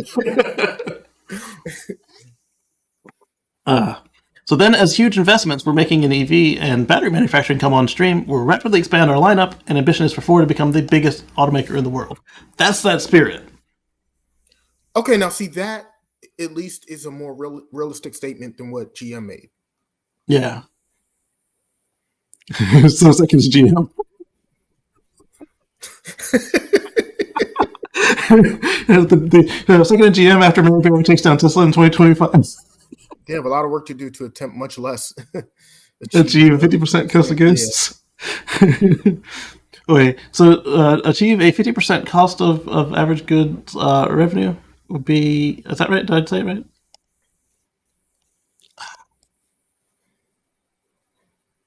Oh, it doesn't show you my sidebar. No, compound annual growth rate. Okay. I was thinking cost of goods. Compound annual growth rate works as well. Not building an EV, so it'll take longer than 50% to reach 50%. Oh, vicious. Yeah, I love Twitter sometimes. Okay, so next, let's go back to that app. The Tesla app for iOS has been decompiled, and here's what's been found inside. Gift cards for purchasing are now in the app. Cabin overheat protection now has its own toggle in the app, and the ability to customize the controls, which we talked about, and new energy gateway strings. So if you have Tesla Solar or Tesla Powerwalls, there's more about your car in there. So here we see gift card. Here we see cabin overheat protection. Here we see, as we saw on the other screen, drag to replace the controls. Long press to customize. Let's see. Connect to gateway failed. Connect to access point timed out. Connect to Wi-Fi. 5 minutes for system to work. These look like error messages, so you know more about why you're having problems with your power at your house, which is much more useful than error 12. I'd like to know, hey, do I need to just wait? Do I need to go flip a switch? Right. Do I need to call service? Impact cards measure the long-term performance of your Powerwall, like value produced. So it'll also tell you more about itself. Like, hey, you've saved $900,000 over the life of your house with this battery, which is obviously, it's not going to last that long, but you get the point. So that's cool. Stormwatch, more details about what Stormwatch is, which I think is helpful. I mean, a lot of people do understand what it is, but for those that are new, understanding the concept of Stormwatch is something that could take a little bit more time. So lots of good stuff about the energy gateway. Not just error messages. Auto pay enabled. Auto pay not enabled. Auto pay bank account. This is going to be for supercharging. By submitting this, you allow Tesla the payment method above. Allow up to 3 to 5 days for this payment to be reflected in your account. Check. You can pay by check. Oh, no, this is for buying the car. Credit app. So you can buy the car in the app now. Gross income, zip code. Sweet. Financing strings look like you'll be able to apply for a loan in the app. Yeah. Sweet. Ability to shop for an installer, remotely unlocking parking barriers, and updated endpoints. So the parking barriers we've seen in China and Taiwan and somewhere else in East Asia, where as you pull up to the supercharger, so that people don't park in the supercharger spots, there's this little bike rack looking thing that folds up and blocks you from reversing in or driving in. And then you use the app now to get it to the lower. One of the places was looking for the string EV in your license plate. So if you had an EV plate, it would let you in, but that still lets people who don't belong in. Is that how they were doing it before? It was reading license plates? Because I was wondering how that worked, like how it knew to lower. One country uses license plates. Another country, you have to scan the QR code with your phone. These cars are really big computers, so I think the QR code could be seen by the car, and the car could just issue the command itself. If this is in the rear view, unlock it. Right. I mean, it's a big enough sign. It's bigger than the Tesla only red sign that you see, which is already kind of large. That's cool. Oh, and registration of product right there. Nice. More updated endpoints. This is Nerd City here. So sorry for you guys that aren't interested in Nerd City. Tells you how to do work on your system. So go here and flip the switch. Go here, press reset. Here you can register it. I like it. Telling you about Stormwatch. Giving you a view of your impact. You've saved $2,000 this year. Okay, so maybe 900,000 will be real for some people, like Mr. 12 Firewalls in his townhouse. A thunderstorm is expected in your area. Stormwatch is now charging your Powerwall. My energy gateway is not the small, pretty one like this. Interesting. Oh, it's got an animation. This is all in the iOS. Yeah, because that's what this group does. They decompile the iOS. Yeah. Site lock. Okay, it's telling you how to unlock the app, unlock the Supercharger so you can get to it. Nice. They probably do need some of that here in the US, except the gates have all been lower than what my wife calls people's jungle trucks. Wow, that was a long one.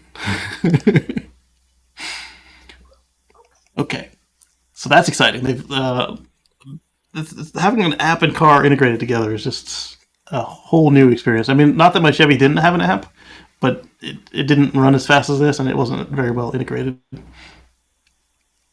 Let's see.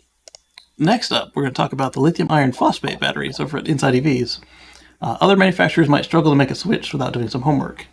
And I don't believe this is the same one that Tesla is using from cattle. I think this is a whole other company that's trying to get validated to make lithium phosphate packs for Tesla, because they took the 18650 packs, sorry, the 2170 packs, and just replaced the modules, the 4 modules, with their prismatic packs. I mean, they could be subcontractors for cattle, but it's something about it just doesn't feel like that's what's going on there. This is from a video of Sandy Monroe taking a tour of those people's factory or lab. So what is the asset there? You can see LFE and Tesla presented by Monroe Live. Less expensive. I don't see what's so hard about others to do this, except that they can't switch so easily.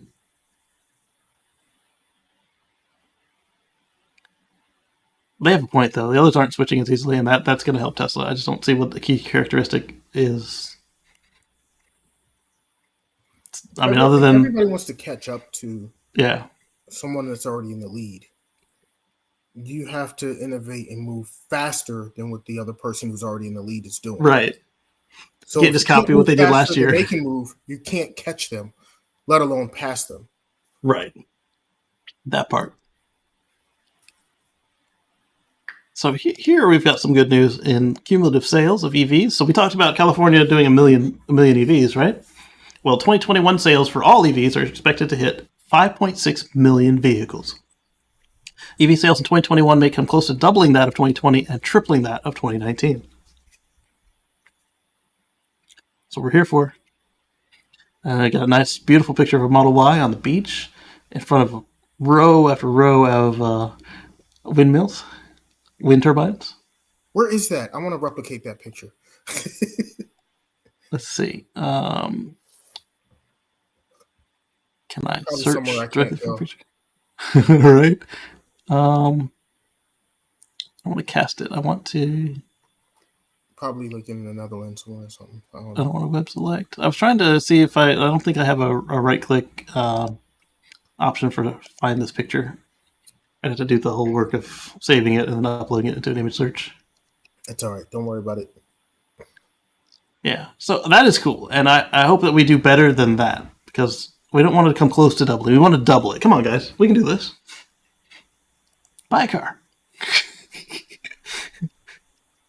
And that picture, the Tesla Life shared it as well.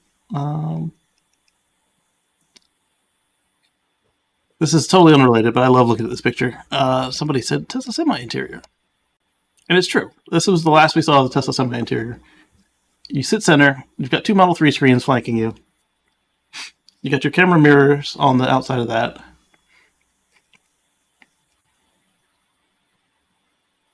So. And the semi's driving itself anyway. Right. So Tesla announced, we've seen their permits for this, but we haven't actually seen this in action yet. Well, not in the news anyway. The Tesla backup switch. So what they do is they plug themselves in between the meter and your house. We talked about this being why the Powerwall is required for solar now, because now they don't have to go into your house to do anything. It's all plug and play. So they take off your meter, they put in this collar with the backup switch, and they replace it. And now the Powerwall's got its own inverter externally for the solar, and then you have as many Powerwalls as you need hooked up behind that. So they want to do the whole house backup. You got the aesthetics, you got faster installation, and you don't have to rewire the house because they're not going inside it. So that helps. You can just leave everything as it is today. As far as your panels, you don't have to put in sub panels, which is super expensive putting in the sub panels. So here's how it works. You got your meter interface here.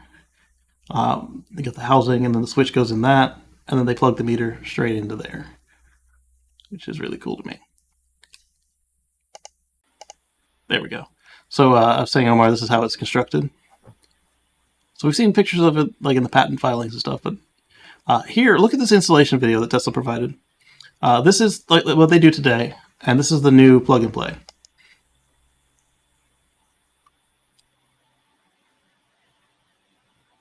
So one guy installs the Powerwall and the inverter. And another guy gets the meter off. They wire it over, they plug it in, done. 20 minutes. 20 minutes, they're done. 57 seconds. 21 minutes. Tesla style rounding. Yeah, so meanwhile, they got to do all of that over on the other side. 4 hours, 5 minutes, and 45 seconds. And that's on a demo install. At your house, this perfect? Okay, so they might take an hour to do mine. Right. That as opposed to 8 hours? 4 or 5 hours. Yeah, exactly. Certified for up to 200 amps, which is fine because when you look at my house, it's got a 200 amp meter. So you just put 2 of these if you need more, right? Let's see. You got UL rated, which is important. You don't want your house to catch on fire. And then IEEE standards for unintentional islanding. Perfect. And that's coming from Tesla support. So they're not even trying to sell it to you. This is just what happens. This is what we do. So we talked about the Model Ys coming out of Berlin, so I can skip this one. And Tom at Inside EVs has done something interesting here. Let me know when you see it.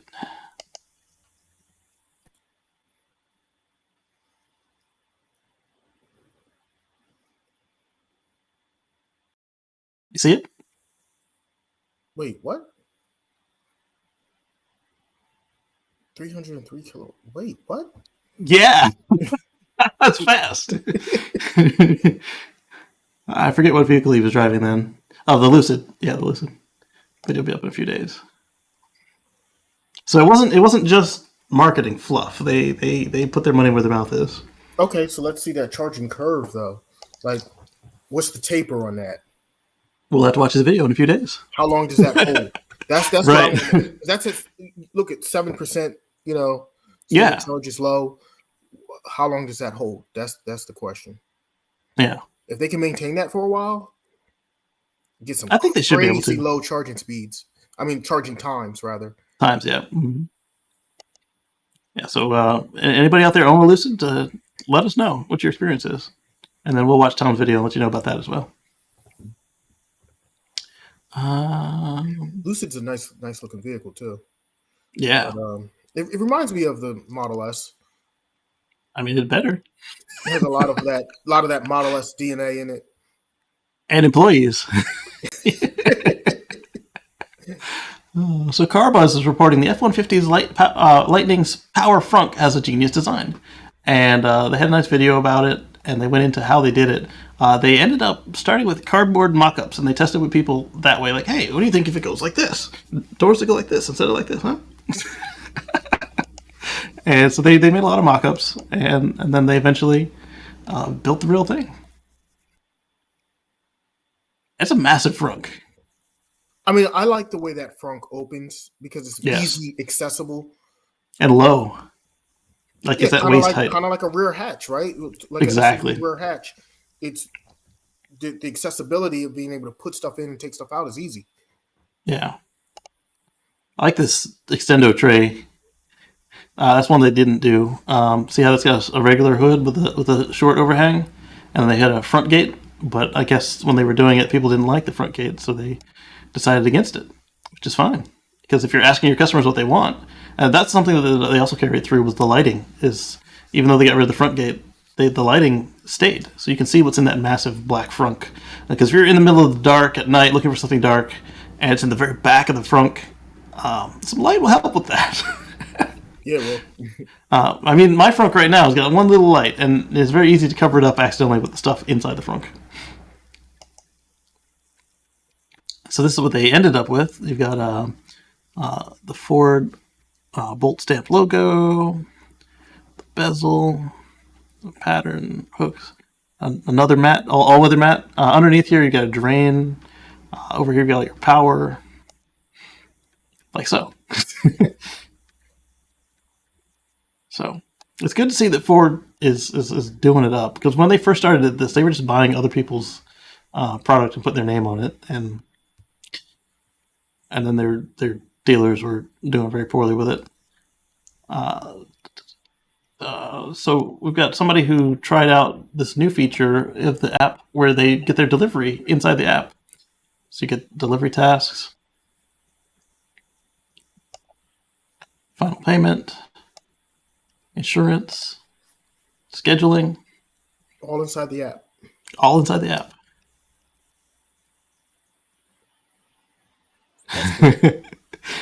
Yeah, people are really upset that turning on the seat heater turns on the fan from the app. I think this app is going to be robust, and this will be another moat that Tesla has over the other automakers. That, hey, can you do this from the app? Can you do that? Oh, you can't do that from the app. I mean, the app was already. It was already good. It was already really good. World class. And they just keep adding and adding and adding. It's because they're not just a car company. They are a software company. Among other things. Yes. Yeah. They're multi-level, right. vertically integrated, huge company.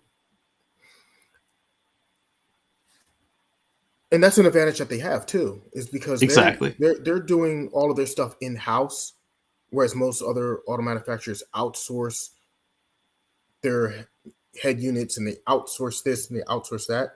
Makes it everything much harder to try to integrate things and make changes or do stuff, whereas Tesla's does everything in-house. So they have all this control over everything that they're doing. Because they very rarely buy stuff from the catalog. They'll go to the manufacturers and say, make this for us, or can you do this for this price? If you can, we'll use you instead of doing it ourselves. Versus, oh, well, it's not in the book, we can't do this. We can't have Laser Cruise because nobody makes a Laser Cruise unit.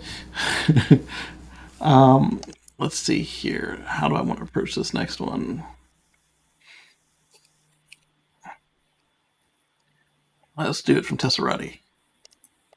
So, Volkswagen's ID family of EVs hits a production speed bump to chip shortage.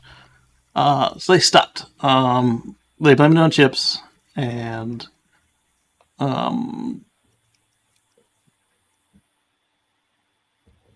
they've done 109,000 sales year to date for 15.3% market share. It's not bad. But let's see what the people on Twitter thought of that.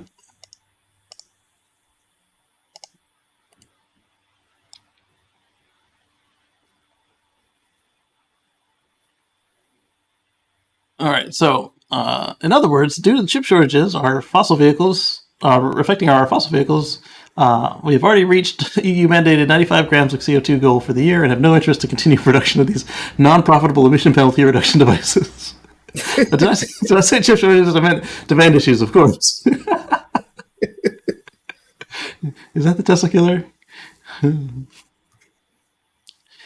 So then this person brought up a really good point. Employees want management to innovate, not lay off.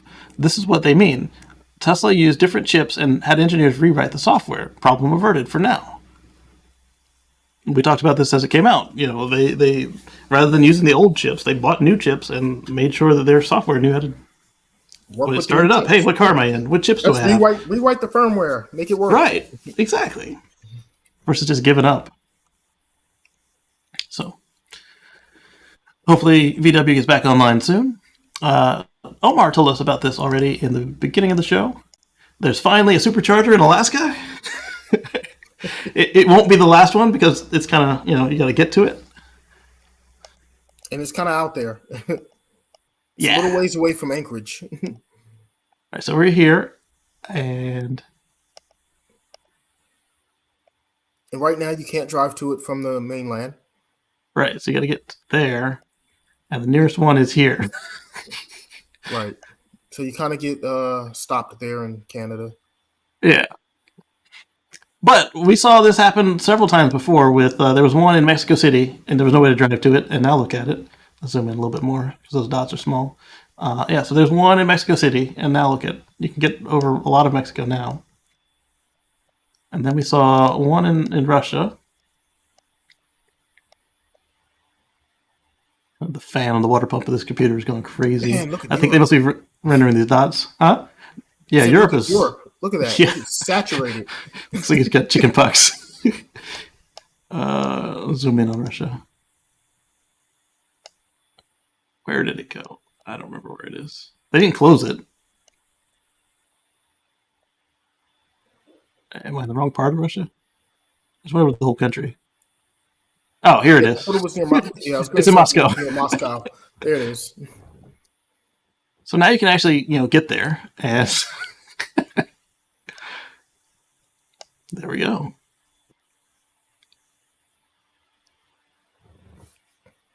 So having one in Alaska is not the stop. All right, so this one was... it's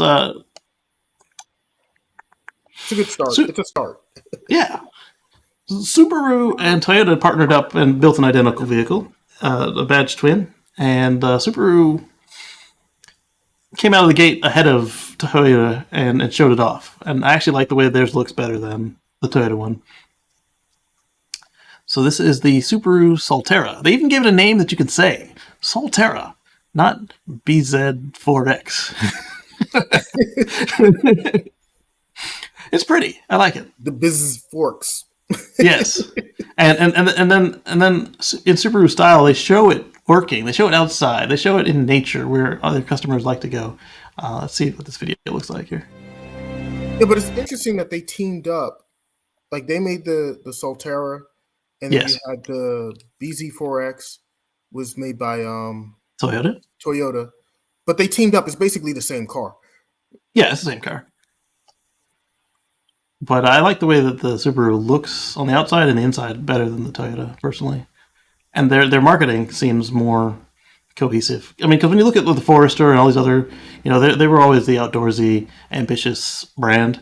And in fact, the four-wheel drive on both cars was done by Subaru, not Toyota. So they actually, because there's no connection between the front and the rear, and what Subaru was just bragging about there, required a connection between the front and rear axles. So they had to emulate that in software with electric motors. Really? Yeah.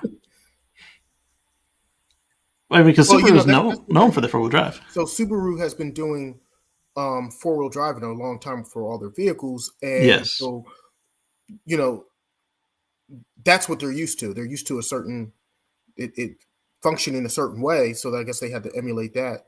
Yeah. And I like this interior. It's very cohesive. It shares a lot with the Toyota. You'll see that later in the show. I think I included the article for that. If I didn't, then the Toyotas like this with just a little more funky, like the RAV4 and the Corolla. But I just like what they did with the thing. I would never put a roof box like that on my The electric Toyota had SUV. a RAV4 EV years ago, Two and then you're of right them because they stopped for a while, and then they brought it back again, and had Tesla build it. they should have just kept going with that. Yeah, I think where they would be if they hadn't given up. And I'm not complaining that that Toyota is now back in the EV game. I'm very happy for that.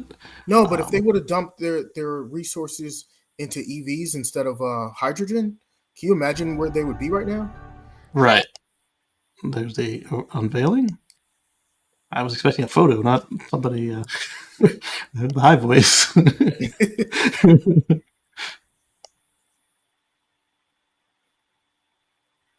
Yeah, I think they did well with this. Hopefully, I included the Toyota this time around because I just deleted all the photos from my hard drive this morning. Because otherwise, I could just share them, but they're gone. My only fear with this is that because they teamed up with Toyota on this, that this is going to be more of a compliance car than an actual full-fledged. I hope not. I hope it is. You know, I hope they do put tons of effort into mass producing these, but I just see them producing these in low numbers. Right. I didn't empty the recycle bin, so they're still there. Let me share a few choice photos. The skeptic in me. Right.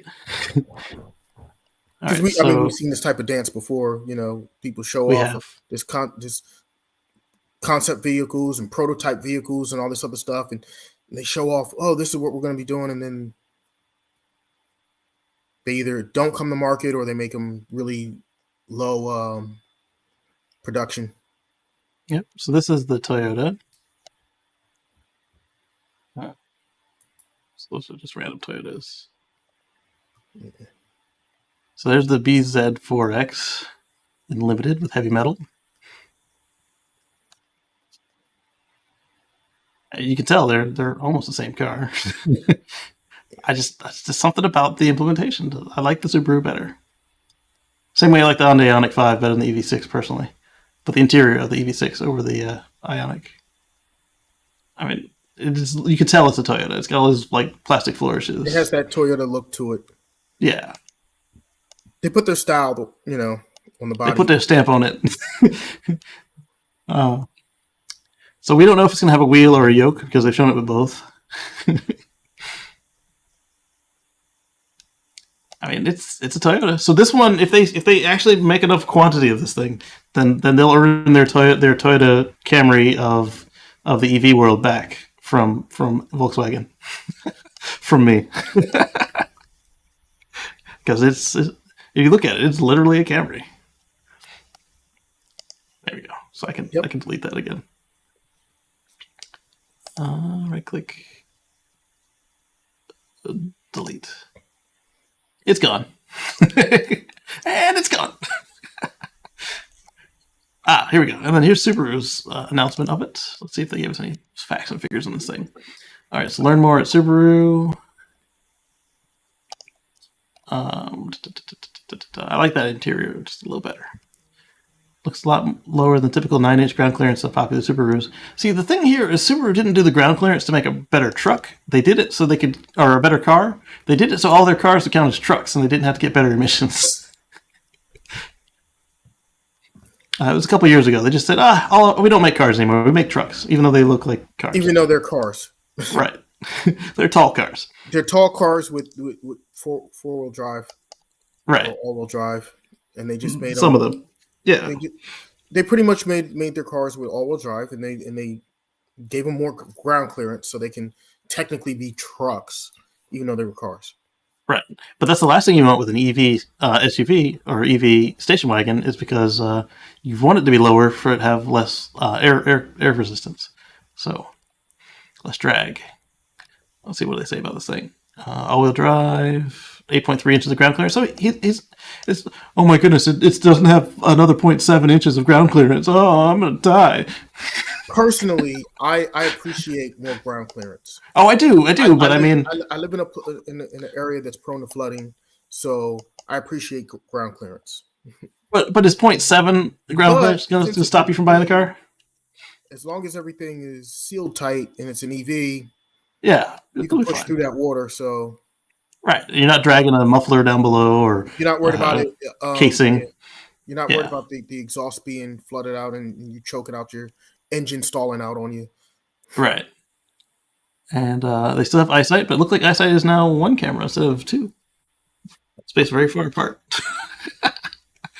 So I wonder if that's the new Intel system now that Intel bought Mobileye. Because eyesight was built by Mobileye. Maybe. Maybe. I've got a lot of electrical interference in my earpiece. There's the charging. So just like Toyota, they don't really get you a good view to see if that's got your CCS plug in there. But the rates that they advertised have to be CCS. 220 miles with standard, also symmetrical all-wheel drive. Okay, so unlike the Toyota, the all-wheel drive is standard. You don't have to pay extra. Toyota didn't do what everybody else does and just add a motor. They resized the motor, so it's front-wheel drive normally, and rather than just put another one of the front one or a bigger one in the back, they made the front one smaller and then they put a new one. So it still has you get 10 kilowatts by going all-wheel drive. 10 more kilowatts and 1.6 kilowatt hours bigger battery by going four-wheel drive. They were really trying. They did it that way. Well, batteries are expensive and Toyota is cheap. And they didn't want a performance car. They wanted a They clearly didn't want a performance car. Right. They wanted the Camry of EVs. They want to steal that title back from Volkswagen.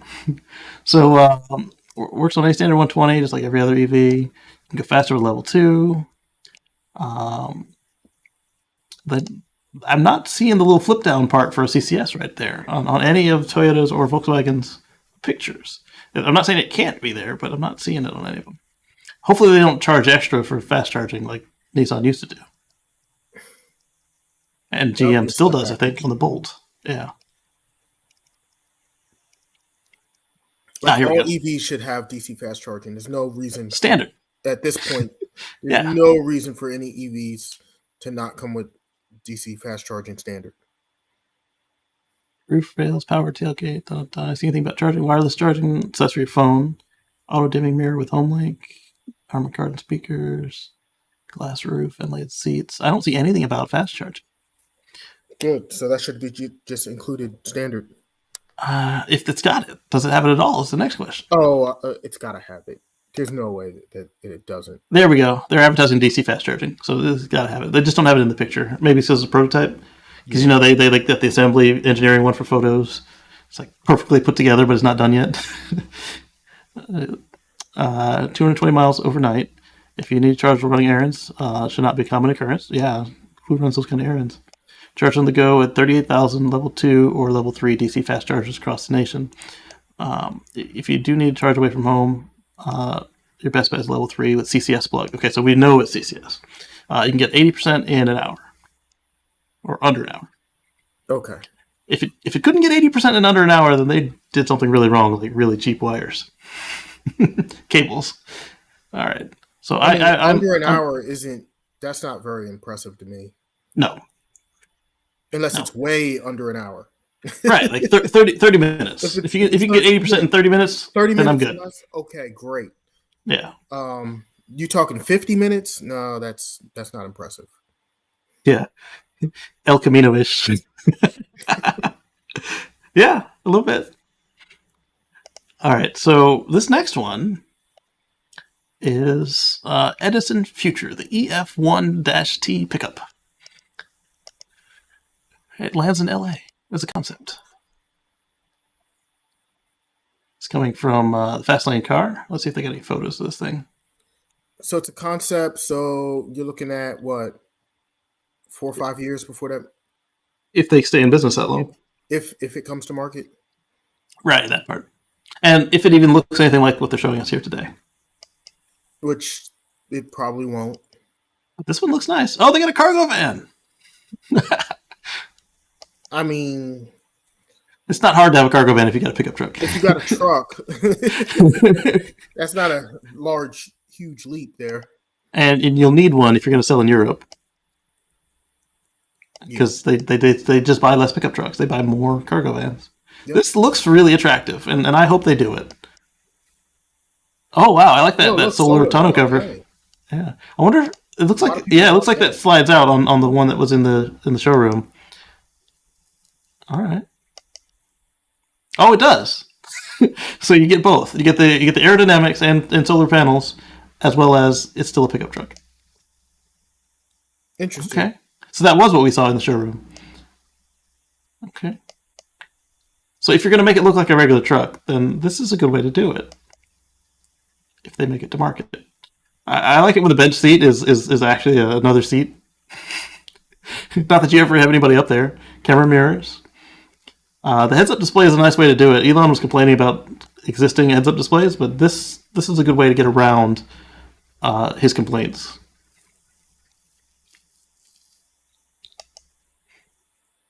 That cargo van looks sharp too.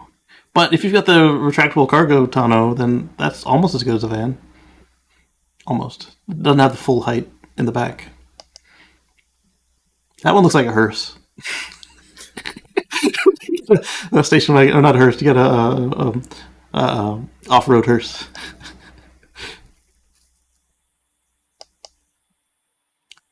See that fan? That fan looks like it'll do some business. And the van's got solar option. Okay. If they do it, there's solar on the dash. That van could be useful. That van looks... Yeah. This looks ready to go. Well, these are renderings, you know. It is. But I mean, if that's what they do, this looks like it's ready to go. So if they make it to market, is the next question. That part. Right. So the length is a standard 6.5 inch bed, so you can, that's good. 0 to 60 in 3.9 seconds. That's fast. 7,500 pound capacity. Okay. So at least they're not coming out with something that if they do it won't compete. 260 to 400 cubic feet, depending on what van you get. Sliding doors and barn doors. I wonder what range they're looking for. Same towing capacity. It doesn't say. I was looking for that.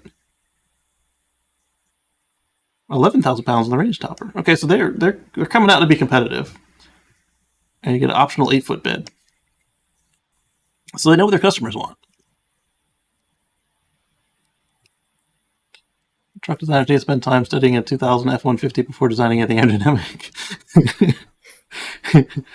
Remember back in the 90s, the big thing for a while was to take Cadillac Escalade front fascia, trim it, and put it on a GMC pickups to give them a regal look. Kind of an upgrade to that. First time I hear about Edison Future, what happened there? They saw what a success Faraday Future was and decided to just name the first name into another well-known.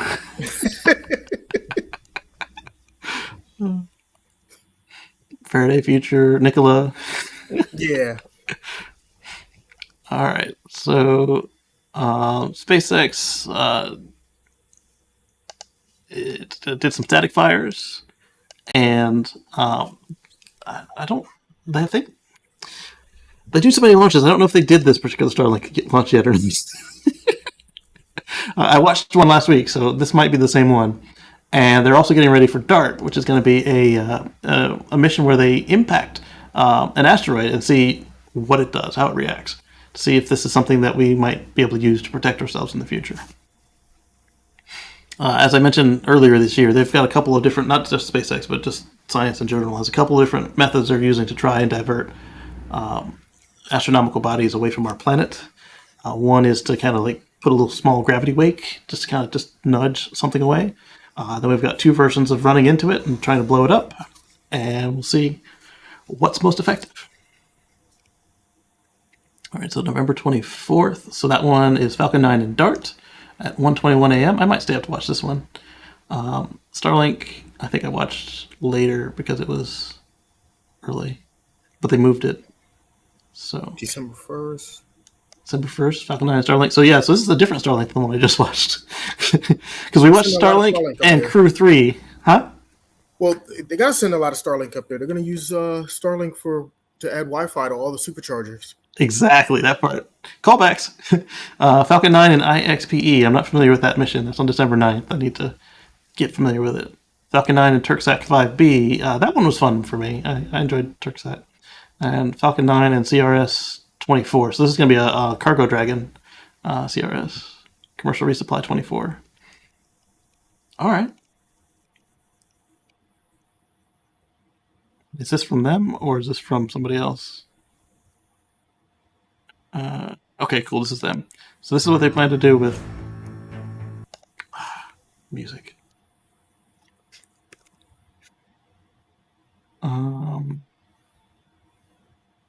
I hit the C button. I don't know if the closed captioning is existing in this or not.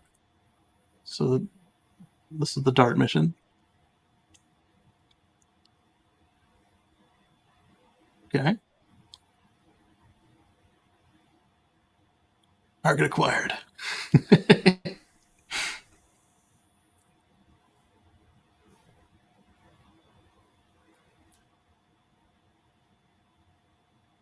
All right. This got ion thrusters.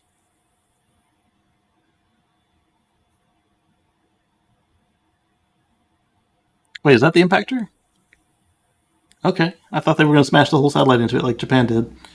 But that works too, because then you can watch what happens.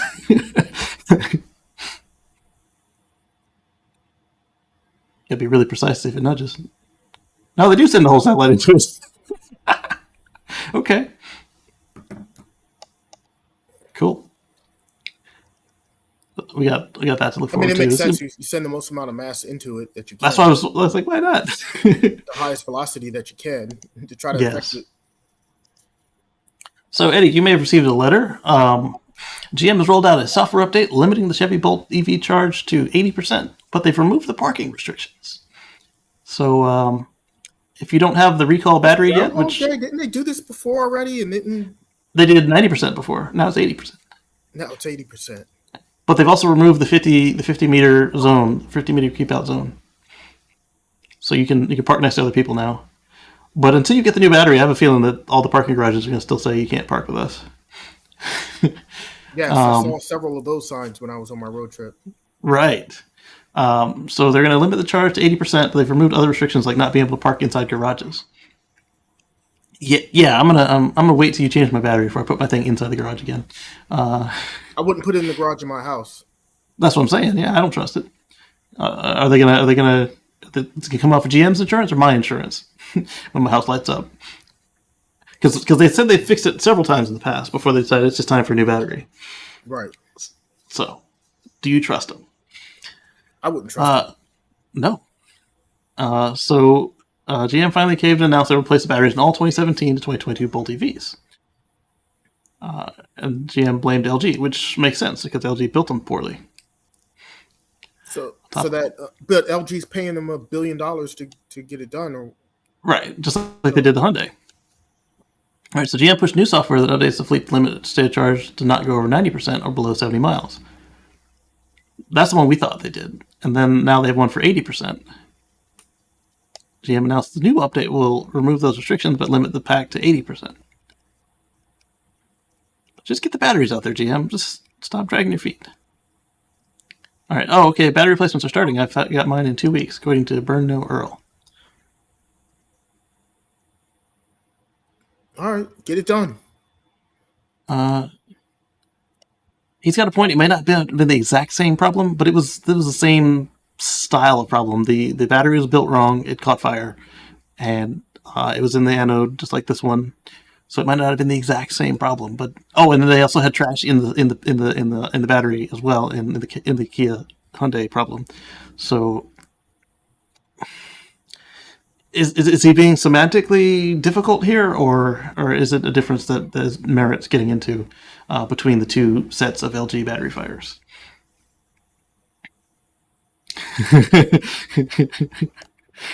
All Bolt owners should get back 20% of their purchase price. That will not happen. It's never going to happen, especially because, as this guy points out, especially you're getting a brand new battery pack, and for the brand new Bolts, that's a win. It is, especially if you had some degradation in it.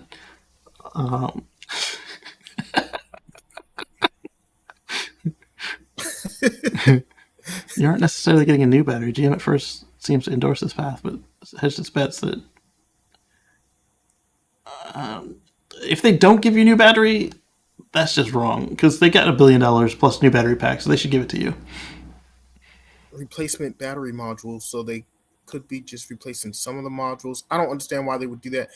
Right. I mean, it seems to me like just replace the battery pack and call it a day. Be done with it. Exactly. What if you don't? What if they replace one module and the other module is bad? Yep. Just replace the whole thing. Just do it. Don't drag your feet. Just First do of the all, right thing. LG's paying for it, so why That part. wouldn't GM just replace them all? That makes no sense to me. Right. So Slav Popovitsky had a little bit of fun with Flight Simulator 2020. He took his Tesla Roadster reservation and piggybacked it on top of an SR-71 Blackbird because Elon Musk said that was his favorite aircraft. So let's take a look.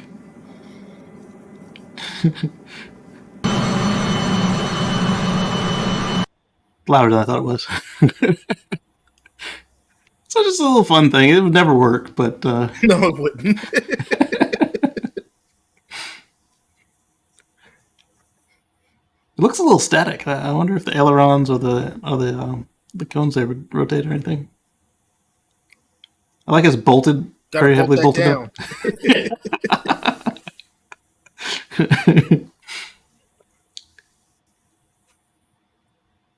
So just a little fun. Let's see what people said about it. Did you have to set the parking brake? Why didn't you do any loop-de-loops? I saw the space shuttle landing on the back of a 747 or whatever at LAX once. Yeah, so it's a 747 modified. It's called the shuttle carrier, and the two of them are in museums now. How ridiculous and unnecessary. I love it. I hope it has paint protective film.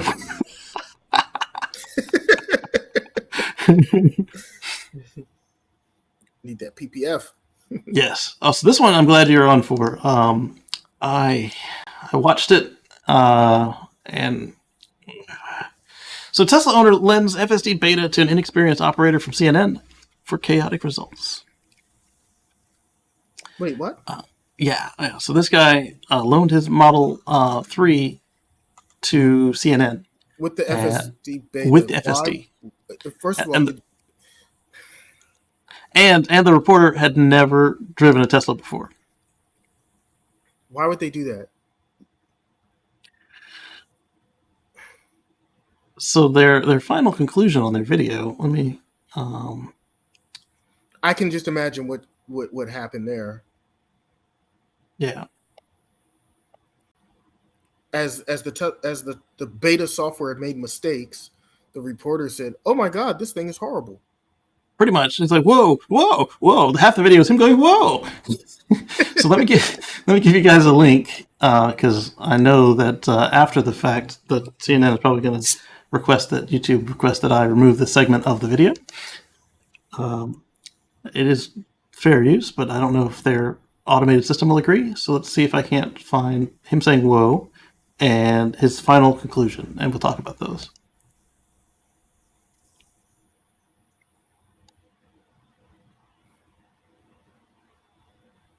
Can't find the advertisements, probably. Those ad blockers. What ad blockers?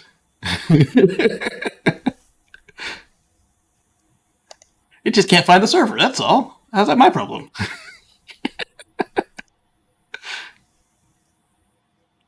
Uh-oh. Is it trying? It's really mad at me. One more time. We'll try one more time. CNN doesn't like you. All of a sudden. It worked on my phone. The phone's on the same network.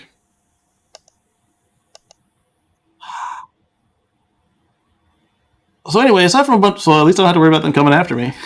Aside from a bunch of woes, at the end, he said something like, it's not ready, and it probably won't be for a couple of years. And by a couple of years, he implied like 6 to 10 years, not 2 to 3. Oh, no, it's not going to take that long. But yes, Not it's at all. definitely not ready, and it's not there yet. He never once said the word beta or unfinished. Oh, here it is. For now, full self-driving seems closer to a party trick than to show friends and a must-have feature. That's not the same ending line that he used. Full self-driving just sat in place as frustrated driver behind us honked a couple times. Yeah, it does that sometimes. You have to hit the accelerator to make it, let it know it's okay sometimes. But again, it's I don't. still beta. Right. I don't understand what this person was thinking, loaning beta after you had to drive perfectly for over 100 miles over the course of a couple weeks to get this software, to get authorized to use it.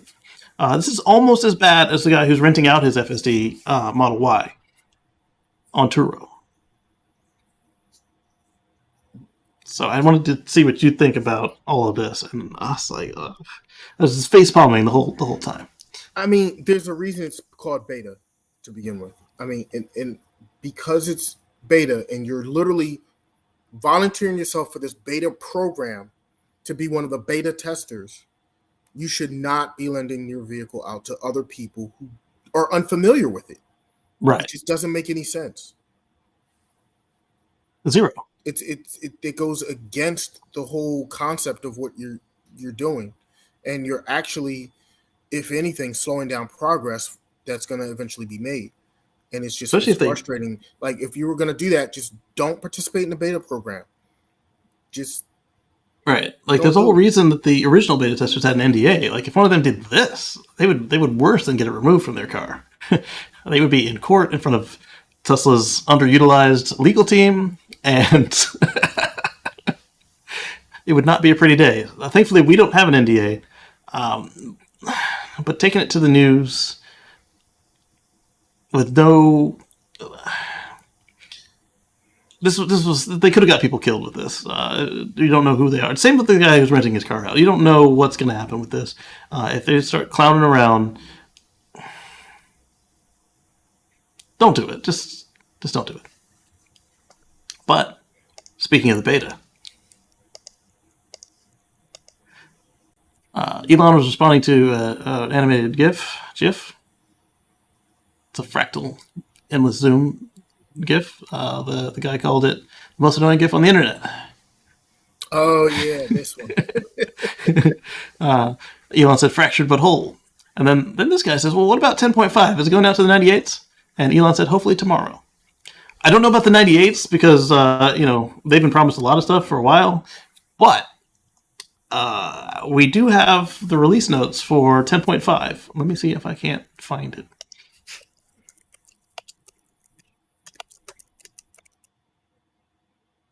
So what's your car running right now, Casey? 10.4. So you said hopefully tomorrow. You didn't get the 10.5 yet? Not yet. I saw a couple release notes. 10.5 beginning stricter. Release notes for 10.5 detail how suspension works. Oh, okay. I hadn't seen that on the release notes I read.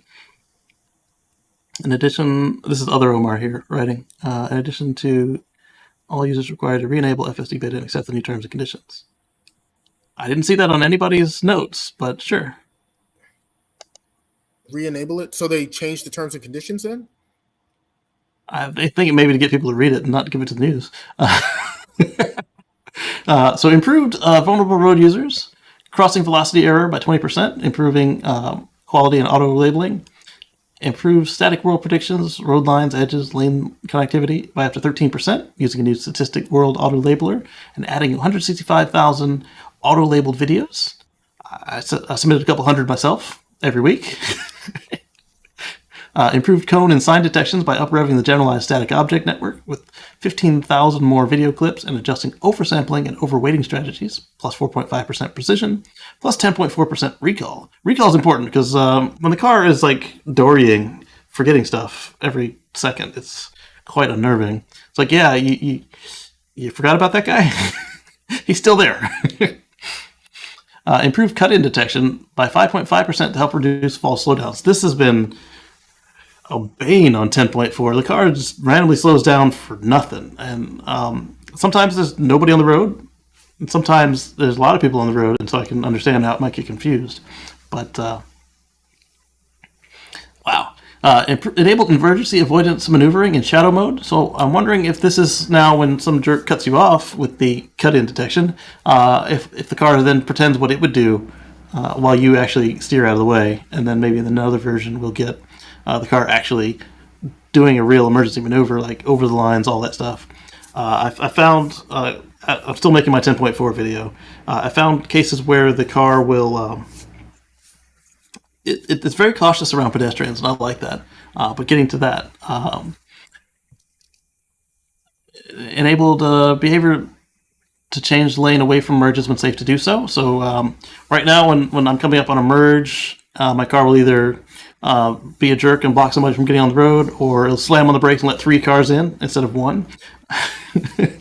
you know about that one, Omar. It's like you just gotta hover your foot. The only time that's okay is when it's one of those stupid clover leaves or stupid, on ramps that leads into a hazard, where it's like 1.5 car lengths long. Okay, slam on the brakes so we don't let anybody run off into the ditch. Okay, but if they can just go around again, or if it's got like a mile for them to merge in, you don't need to slam on the brakes to let 3 of them in front of me when we're doing the speed limit, and they are not even accelerating yet. I don't understand people who come on a short merge and don't even hammer it down. Catch up. Improved merge object detection recall by using multimodal object prediction at intersections. Improved control for merges. Stop at those on ramps. Your car is stopped at on ramps? No, I said the worst is the people that do that. There's some people that literally stop instead of going and trying to catch up to the merge. The whole point of the merge is they give you some space so that you can try to get up to speed with everybody else and make the transition to merge in as easy as possible. If you're going the same speed as everybody else, or at least close to it, it helps. If you stop there, you just made it 10 times harder to try to get in. Right, and then you get the jerk truck driver that wants to block you from even getting on, which he doesn't understand what a P100D is. This happened 4 times in the last month. I'm not going to let you in. I'm like, oh, really? You're not going to let me in, huh? Okay. I've done that a lot last weekend. Right, and then you've got the jerks in the traffic jam that just won't let you in, which further perpetuates the traffic jam, because now people are forcing their way in, and now the whole lane is stopping, and now people are spilling over to the next lane, and it's like, zipper merge, alternate merge. Let every other car in. You'll be fine. Let that person in. If you zipper it in, it actually makes it smoother, quicker, and by allowing somebody in, it actually makes the whole traffic flow better. Right, and I wish that concept. Right, and I understand the car is trying to do that, but it doesn't need to do it 3. Only let 1 in, and then keep going, and you'll be fine. But to that, to that end, some of these on ramps, the cars can disappear from view because they're coming down at you or coming up at you, or it's a multi-lane merge, so the car will have less trouble remembering that there was something there because it's doing the physics on it and figuring out where it should be. Improve control for merges by increasing smoothness of arrival time constraints and considering possible merging objects beyond visibility. There we go. Improve lane changes by allowing larger deceleration limit in short deadline situations. I've been submitting this one repeatedly for the past month, and I've been emailing them several times a week about it. I wonder if I had anything to do with this one. I don't know, but I'm glad they're finally addressing it. Yes. If it does when I get this, if it does that one I'm thinking of perfectly, I'll know that I was at least one input into the situation. I hope so. Now, here's one thing I don't know how they're going to address because of going to a vision-only system. Mm-hmm. If you're driving towards the sun and the sun is at just the right angle, it's going to wash out your cameras. But if it washes out all 5, then you're driving directly into the sun. Because you've got 5 cameras looking forward. Yeah, but if it washes out the main ones, the car doesn't like it and says no. Mm-hmm. But you've also got it just gives up. It fails. It says, no, I can't auto drive. I'm giving up. Right. They want to do a fully autonomous future, 100% autonomously.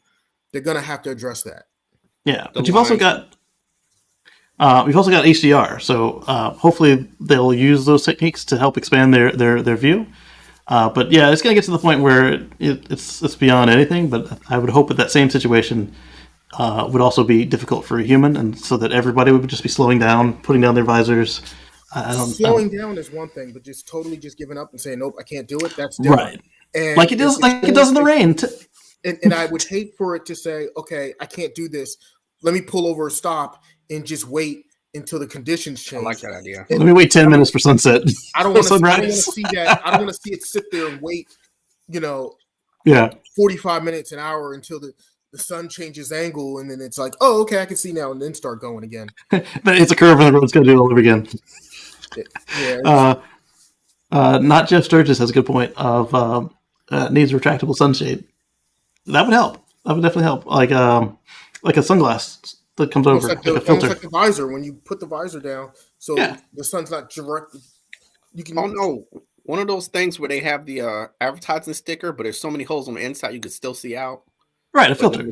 None of this. You're talking about the see-through wraps. Yeah. Yes. Those. Yeah. But they can do literally like a sunshade, like a eyeglasses, like a filter. Yeah.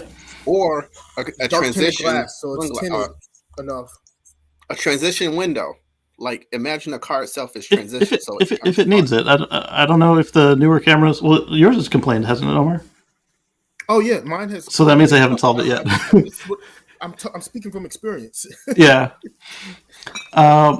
Improved lateral control for creeping forward to get more visibility. I'm hoping that this is what my car will do. When it's trying to get an angle, it creeps out so the camera is straight on. So instead of me being straight with my nose out into traffic, it's like the whole car is at an angle across traffic, left or right, depending on which way it's trying to turn. Like people do.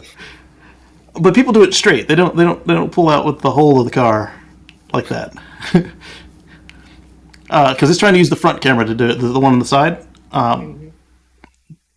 But if they're going to pull the whole car out, they might as well use the back camera, the one on the fender, the blinker, because then at least it's checking to see if it's got room. But apparently they've improved that. Improved the modeling of road boundaries on high curvature roads for finer maneuvers. Yeah, because right now it kind of tick-tocks. And improved logic to stay on route and avoid unnecessary detours and rerouting. And then underneath is about the camera icon where I can submit snaps. So it doesn't say anything about in the release notes about what other Omar said. So I don't know if they changed it or if he was making stuff up, because he does both. He does have inside information, and then he does sometimes make stuff up. Bottom line, there are still plenty of improvements that are needed before this thing is ready. It's clearly not. They're gonna have to improve what it does in construction zones, because still to this day, I've taken through several of those this week. It tries so hard to stay in the lane, even though the lane may no longer be the lane. It may, the lane may have shifted, and if the lane shifts, it has to follow the cones in the shift of the lane instead of the markings on the road. And it still tries to follow the markings on the road, and it will crash into a barrel if you let it. Don't let it. You're there for a reason. You're the safety driver. I've let it come really, really close just to see if it will do it, before taking over and obviously not allowing it to do so. But we just touched on that one. I let it get really close to hitting the barrel just to see, like, is it really going to drive it straight into a barrel, or is it going to stop, or what is it going to do? Is it going to just, I can't figure this out? No, it'll plow into it if you let it. Yeah.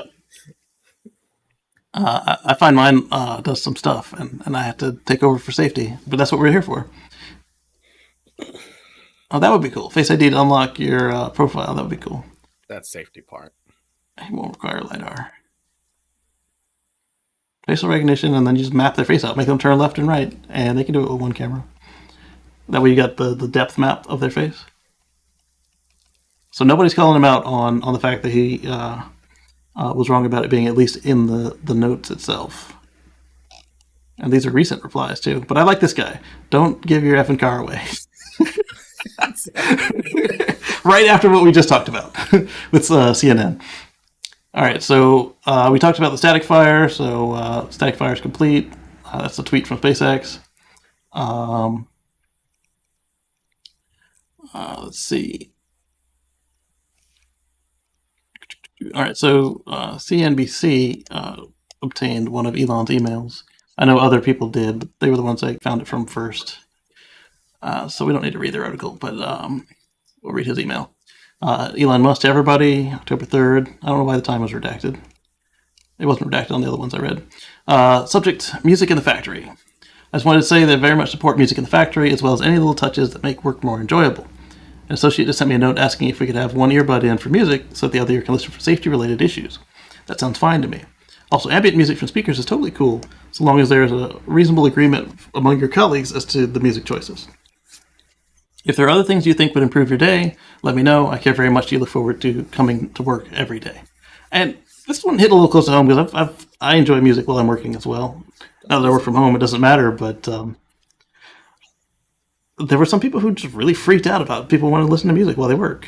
I think he's being reasonable with his response. That is very, very reasonable. That is highly reasonable. I worked at a chemical plant outside for 5 out of 8 years before I went to the office, and the ability to have a Bluetooth in one ear and everything is still loud as crap, so it's the background low subtle noise in your ear, makes the night go easier because it's not even, you still have at least one sense, and it's just the background music of playing.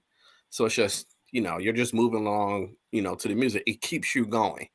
So this is completely reasonable. And just not even too long ago, working in the back end of a kitchen, and you're just watching this, you hear the music, and you're just humming along the way, just keep moving. And what the noticeable fact here is the employee said, we want to hear music in one ear and keep the other ear out for safety issues, which means they know what they're doing. They're just saying it's sucks wind and boring to keep listening for the same sounds, and you can get drowned out and lose track of what you're doing. Like so Elon said with all the beeping at the rocket factory. Yeah, and by this beeping time, left and right. They know their process. So if they hear something different, they know to drop the sound that they're hearing on the other ear for music and focus on it. But they won't ask this question if they are not trained to hear everything. And that's what the associate understands. Also, the fact that he can take a note from somebody that's on the assembly line and literally address email directly to him. Yeah. Yes, is exceptionally cool. Now, he might have to CC a few people in the process, but the fact that they have that direct link to him, no matter what anybody else may say about his eccentricness, but he's asking directly so that it floods to everybody. There's no miscommunication, no telephone where the message gets diluted. That's a very little legit thing, because that means if the music that you don't like listening to, somebody put country music, and 90% of their shifts, like we want country music playing, then you could just pop in your ear and put some pop on, and you can still hear everything. That's by far what I think people don't understand about Elon. He's very reasonable. But again, sometimes. Yes, but sometimes if you mess up, he's going to take you to task as a CEO would if you have this access to him. I also like that, he said, if you've got a speaker system, that you should probably play something that you can all agree on rather than. Yes. And that's the 90% I was talking about. It's just, that works. I can't believe somebody when we posted this in our relativity group, somebody was like, and this is a story. Why? and I agree. I was like, I would want, if I can have direct access to a CEO, I would want to be like, okay, we can hear regular music instead of like, oh, cut this off, he's coming. I'm like, yep. Okay, so he went on to say, this one really got to me, especially after all the promises he makes over Twitter that the company just doesn't respond to, even though he put it out there like the cameras for our friend Kagai. From Elon Musk to everybody, same day. Same day? No, the next day.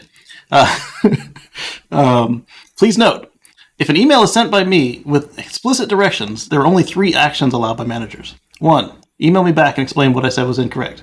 Sometimes I'm just plain wrong. He's human. He admits that. I like that. 2, request further clarification if what I said was also ambiguous. Okay, hey, how do you want me to do that, boss? 3, execute. So you can just do what I said to do. Do it. Yeah. If none of the above are done, the manager will be asked to resign immediately. Thank you. You're fired. Right. So I hope that this will help with when he promises the Tesla community stuff, that they will actually follow through instead of being jerks about it. I mean, but why wasn't this already a thing? Like, if the boss is telling you to do something, it's either, right. Hey, boss, how do we do that? Or, hey, boss, I think that might not be the best way, and this is why, and this is right. And you also got to tell them why or how to do it better. That might not be the best thing. Yeah. Or just do it. I think this comes that's the from only those, 3. That's the only 3 logical choices that you have if your boss is telling you to do something. Yeah. I mean, you either do it, ask them, well, how do you want this done? Because I'm not 100% sure. Or, right. Hey, I think you're wrong on this, and this is why I think you're wrong.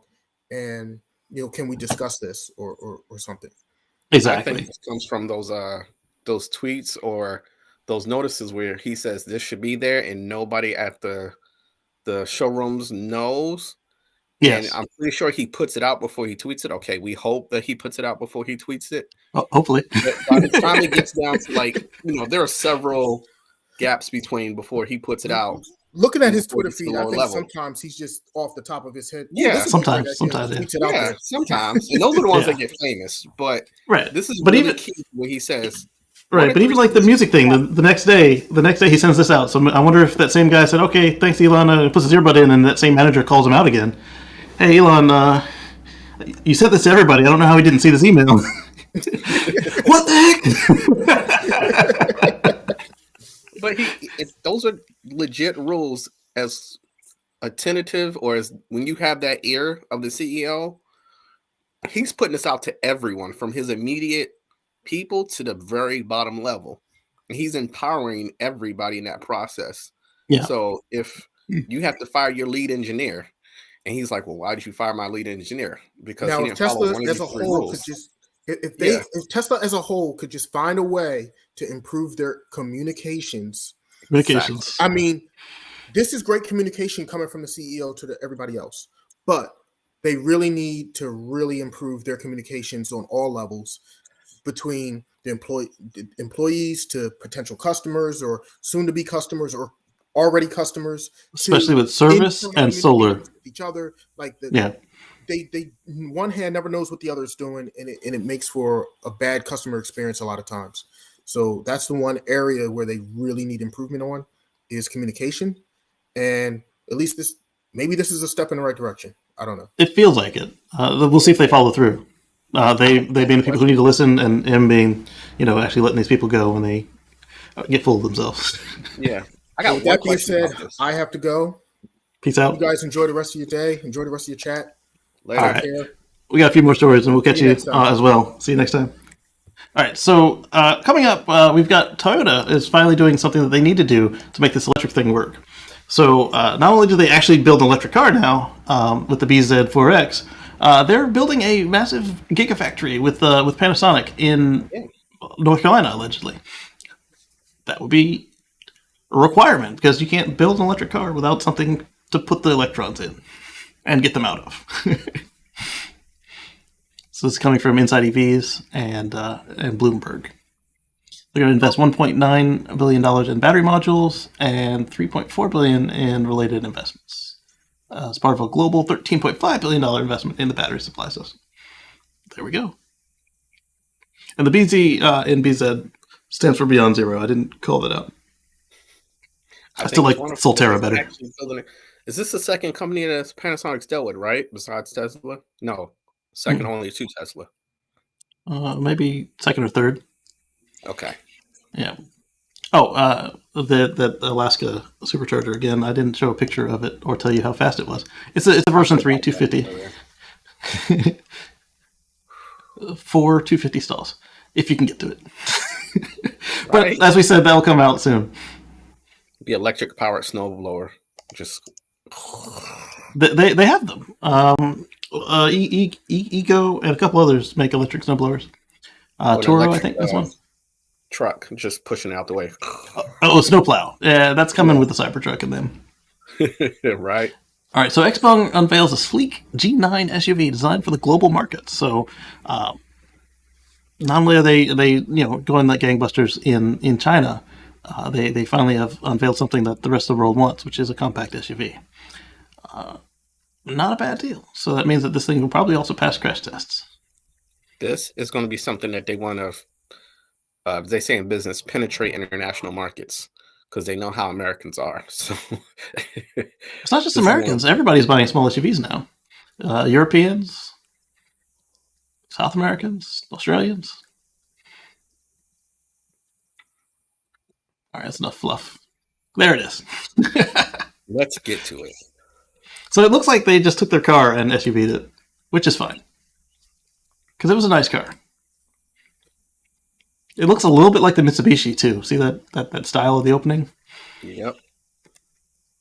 But this is a company that allegedly stole Autopilot, so it wouldn't be beyond them to just copy stuff. Because there you get a little Audi and Lincoln and Porsche look to it. That X reminds me of the Polestar, so A little bit of Polestar too, yeah.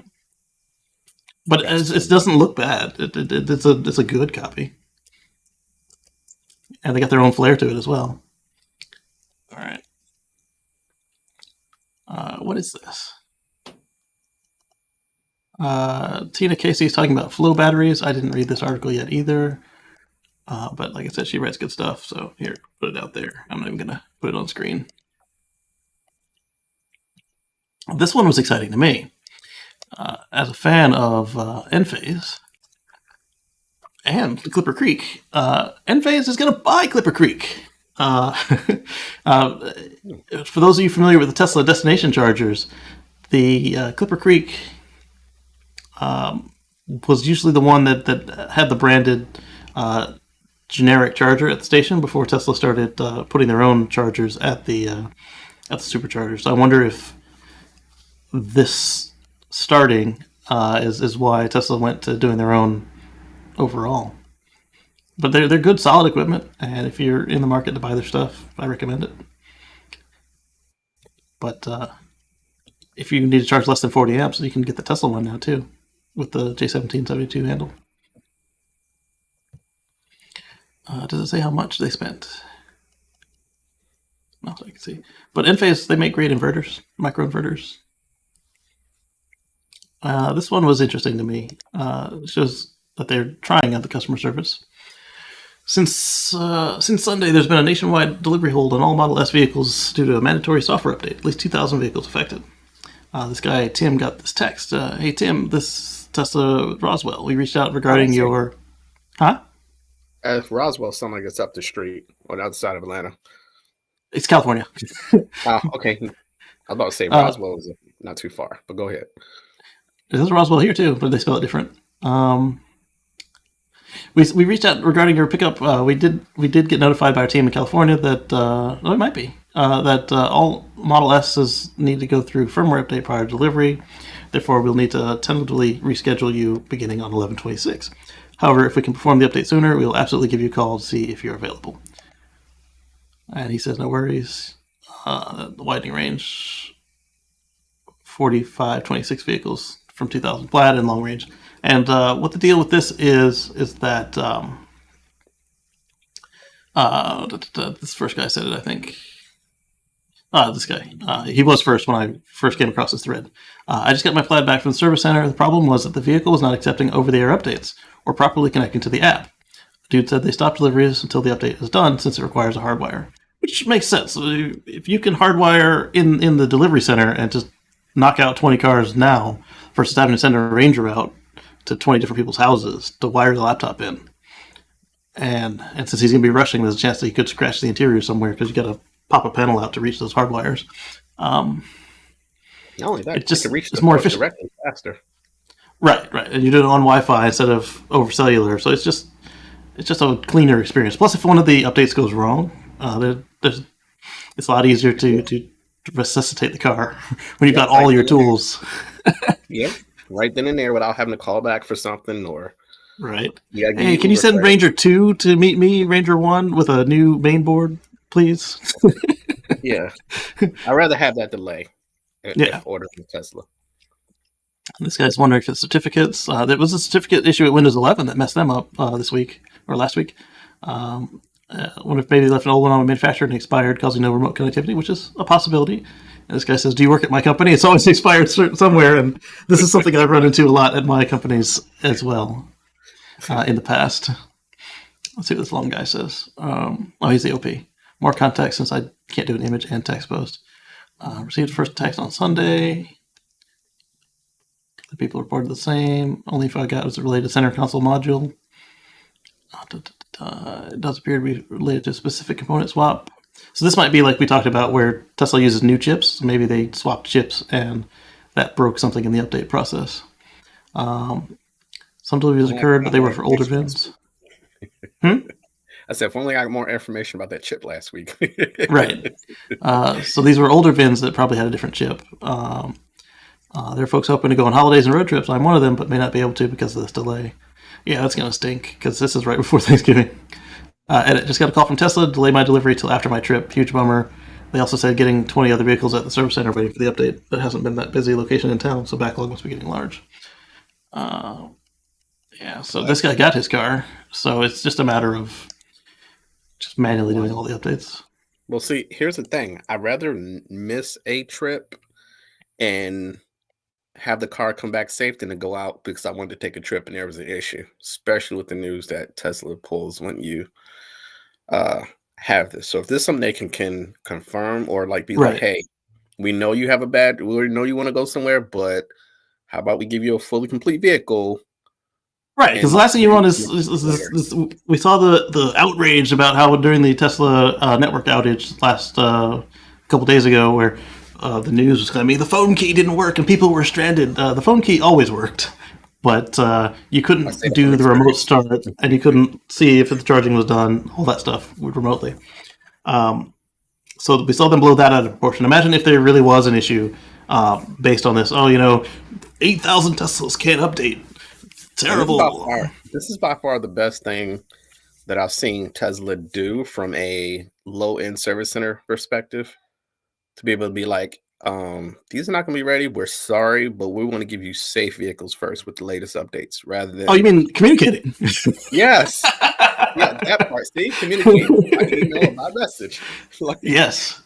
I'd rather have been upset by missing it, but to get a complete vehicle software-wise than to be driving and something they could have fixed when it update is not there. And then I would have felt some type of way. But now it's like, okay, at least I got a whole car rather than a half car. And somebody in the service centers and over the region are like, we're not going to have this. We'll just have to take the heat because we don't want this news piece no more. So somebody besides Elon cares. So our next stories are about General Motors. Who didn't show up last week, sorry. Chevy Bolt and Bolt EUV plant is down for the rest of the year. GM says it will not resume production in 2021 as it continues to work through the recall on the EVs. That's a good thing. It's a safe thing, but yikes! That is bad. They have 4 years to eclipse Tesla, and they currently have no EVs on sale. This is one of those moments where I appreciate them being safe because it took them forever to acknowledge that they had this problem. Forever. How many vehicles are they not getting the if they're installing the recall batteries on people's cars, are they not getting enough to run the line? It might be that. Are people not buying it because they can't park it in the car? Well, it could be two things. It could be nobody's buying it because they heard the battery start on fire. You can't park somewhere because of the battery still on fire. Because this got as far as we see with our friend Omar doing the cross-country road trip, there were plenty of garages that said, don't park here because we know it's going to catch on fire. So between all the aspects where your current owners have it, and you can't sell it if you go to a Chevy dealership and they're like, no, I don't want to buy that car because it catches fire. You can buy it if the recall is done, but if it's under recall, you cannot sell a car under recall. Yeah. So initially, GM said Initially, GM said the factory would be shut down for 3 weeks between November 15th and December 3rd. However, the carmaker confirmed on November 18th that the plant in Orion Township, Michigan, would not build any vehicles this year as it continues to work through the recall. Oh, then that's just one plant that shuts down from making new stuff. It's the only plant that makes them. Oh, it's the only one that makes them? Never mind it. It made it sound like it was just more than one. I mean, they have a bunch of gas factories. Oh, okay, so this is the only plant. Okay. And they were shut down on October 23rd, so they've been down since August. I feel sorry for the line that has to go back and do it. This is the right thing to do by the customer, but there's no way keeps up with their CEO running their mouth saying that how they're going to be so much better and so much faster and so much more numerous than Tesla. How are you going to go from 0 to beating Tesla when Tesla's pushing 1 million and you're pushing 0? This is why this is why you need to know your crew to back it up, because as much as Elon talks and puts them in a bind, his people come through within about a week or two, if not a month. Right. So this guy has a point. He says, although this is good for people with affected cars, it's a shame the workers have to suffer. It's also one of the few small, efficient vehicles available. I hope Swift actually get things going again for everyone concerned. Yes. And, Mary, you're leading the EV resolution. Amazing sarcasm. Yeah, so this guy's saying, like you're saying, good thing they're taking care of the customers. I agree. but That's rough. If it's their it's only, it's not nuanced enough. yeah, Yeah. if it's their only plan for making them, that's rough. However, as we know, our friend Eddie and a couple of others who would have the bolts, and yours might Oh never. yeah, I would be upset if they went after a new customer with my recall battery. Yeah. It's like, hey, I can't park, but this guy gets a car. What the heck? Yeah. Or even so, have you seen the update story where you might have covered it before I got here, but hey, I just posted that somewhere. But where they go and they say, we're going to let you run to 0, but we got to bring your maximum charge down to 80 instead of 100. Yeah, we talked about that. Yeah, we talked about that. Okay, yeah. So yeah, Dan posted this in a group that we're in, and GM's promised 20 new EVs by 2023. They have brought 0 to the LA Auto Show. They're going to be leading somehow. This is also from Electric, like I said. In October, they announced they released 20 EVs by 2023, just over 5 years from then, and just over 1 year from now. How's that going? Well, they got the Bolt EUV and they got the Bolt Refresh, so that's 2 out of 20. Out of 20, okay. 2 out of 20. And then at the booth, they had no EVs because they can't park a Bolt inside the showroom. Again, from anybody wants to go back towards last week's show on the 14th, out at the Electrify Expo, there was no GM there. Right, good point. There was no GM there. There were no GM there then, and there's no GM now. So yeah, it's going to be kind of weird. The first when you asked that question, I was like, no, they're not here. Now that you say that they're not at the LA Auto Show, I'm like, ooh, this is kind of bad because. But they might be pulling a Tesla there. Like, if you don't have any more to sell, why do you want to hype up and get more customers if they can't get them? Yeah, and there was Mini Cooper that were everywhere that our friend Chris and all loved. So they do. Yeah. So you got HD camera and some lights today. That's what this looks like. Oh, new camera background. Okay, new camera background. Okay. Well. With that, we'll catch you all on the flip side.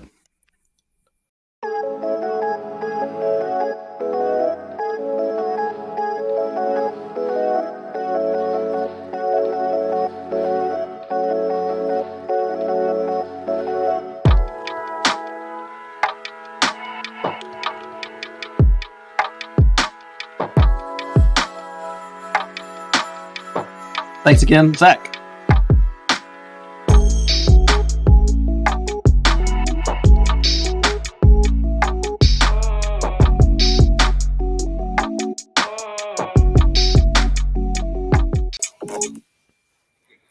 What's up? Sorry for the late entry. It's all right. It's a lot easier to talk to somebody than to just because then it's like I'm reading the news. I'm a